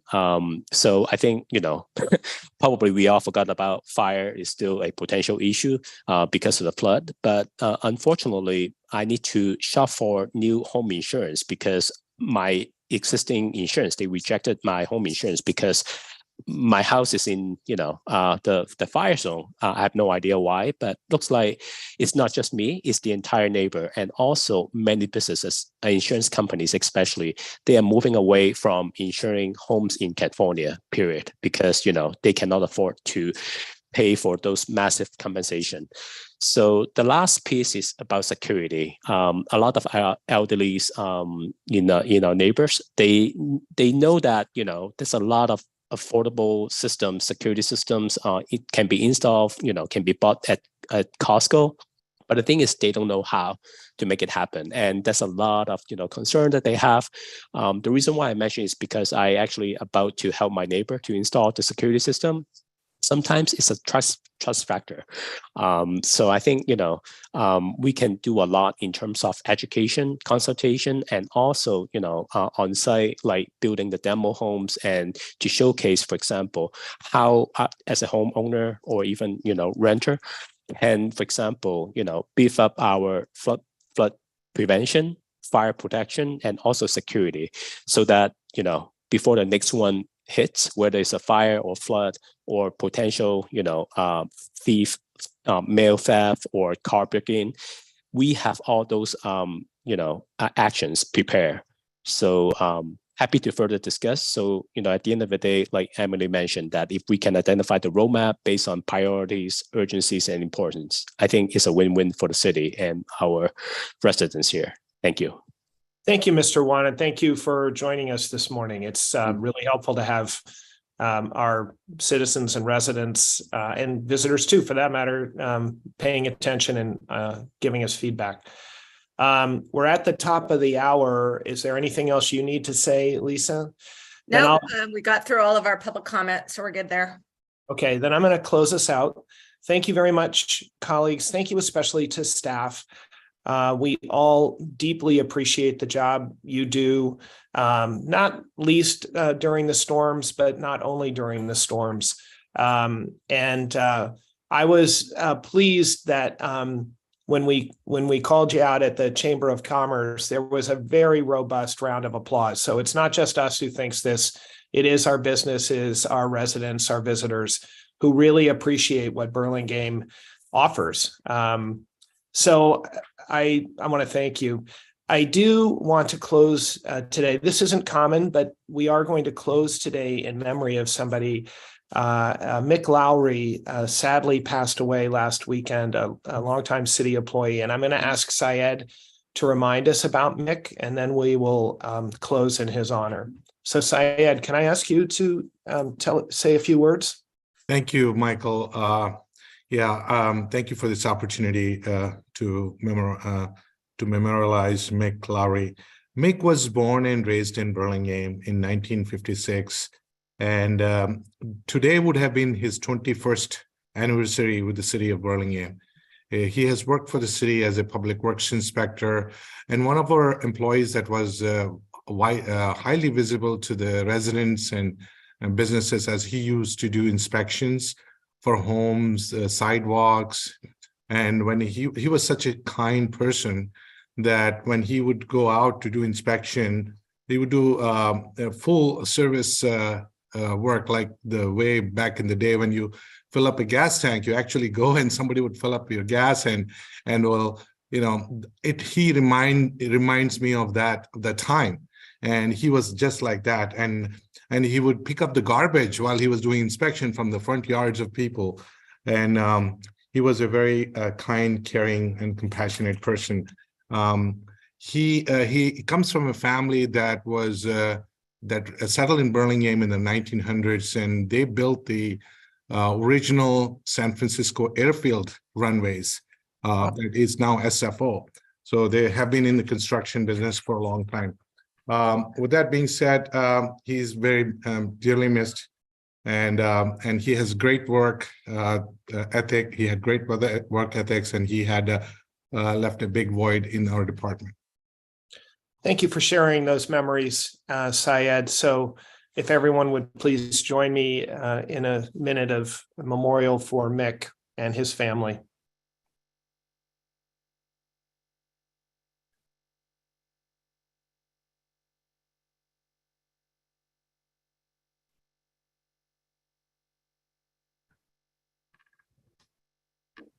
Okay, thank you, colleagues. Lisa, I hope we can let the family know that Mick's service meant a lot to all of us.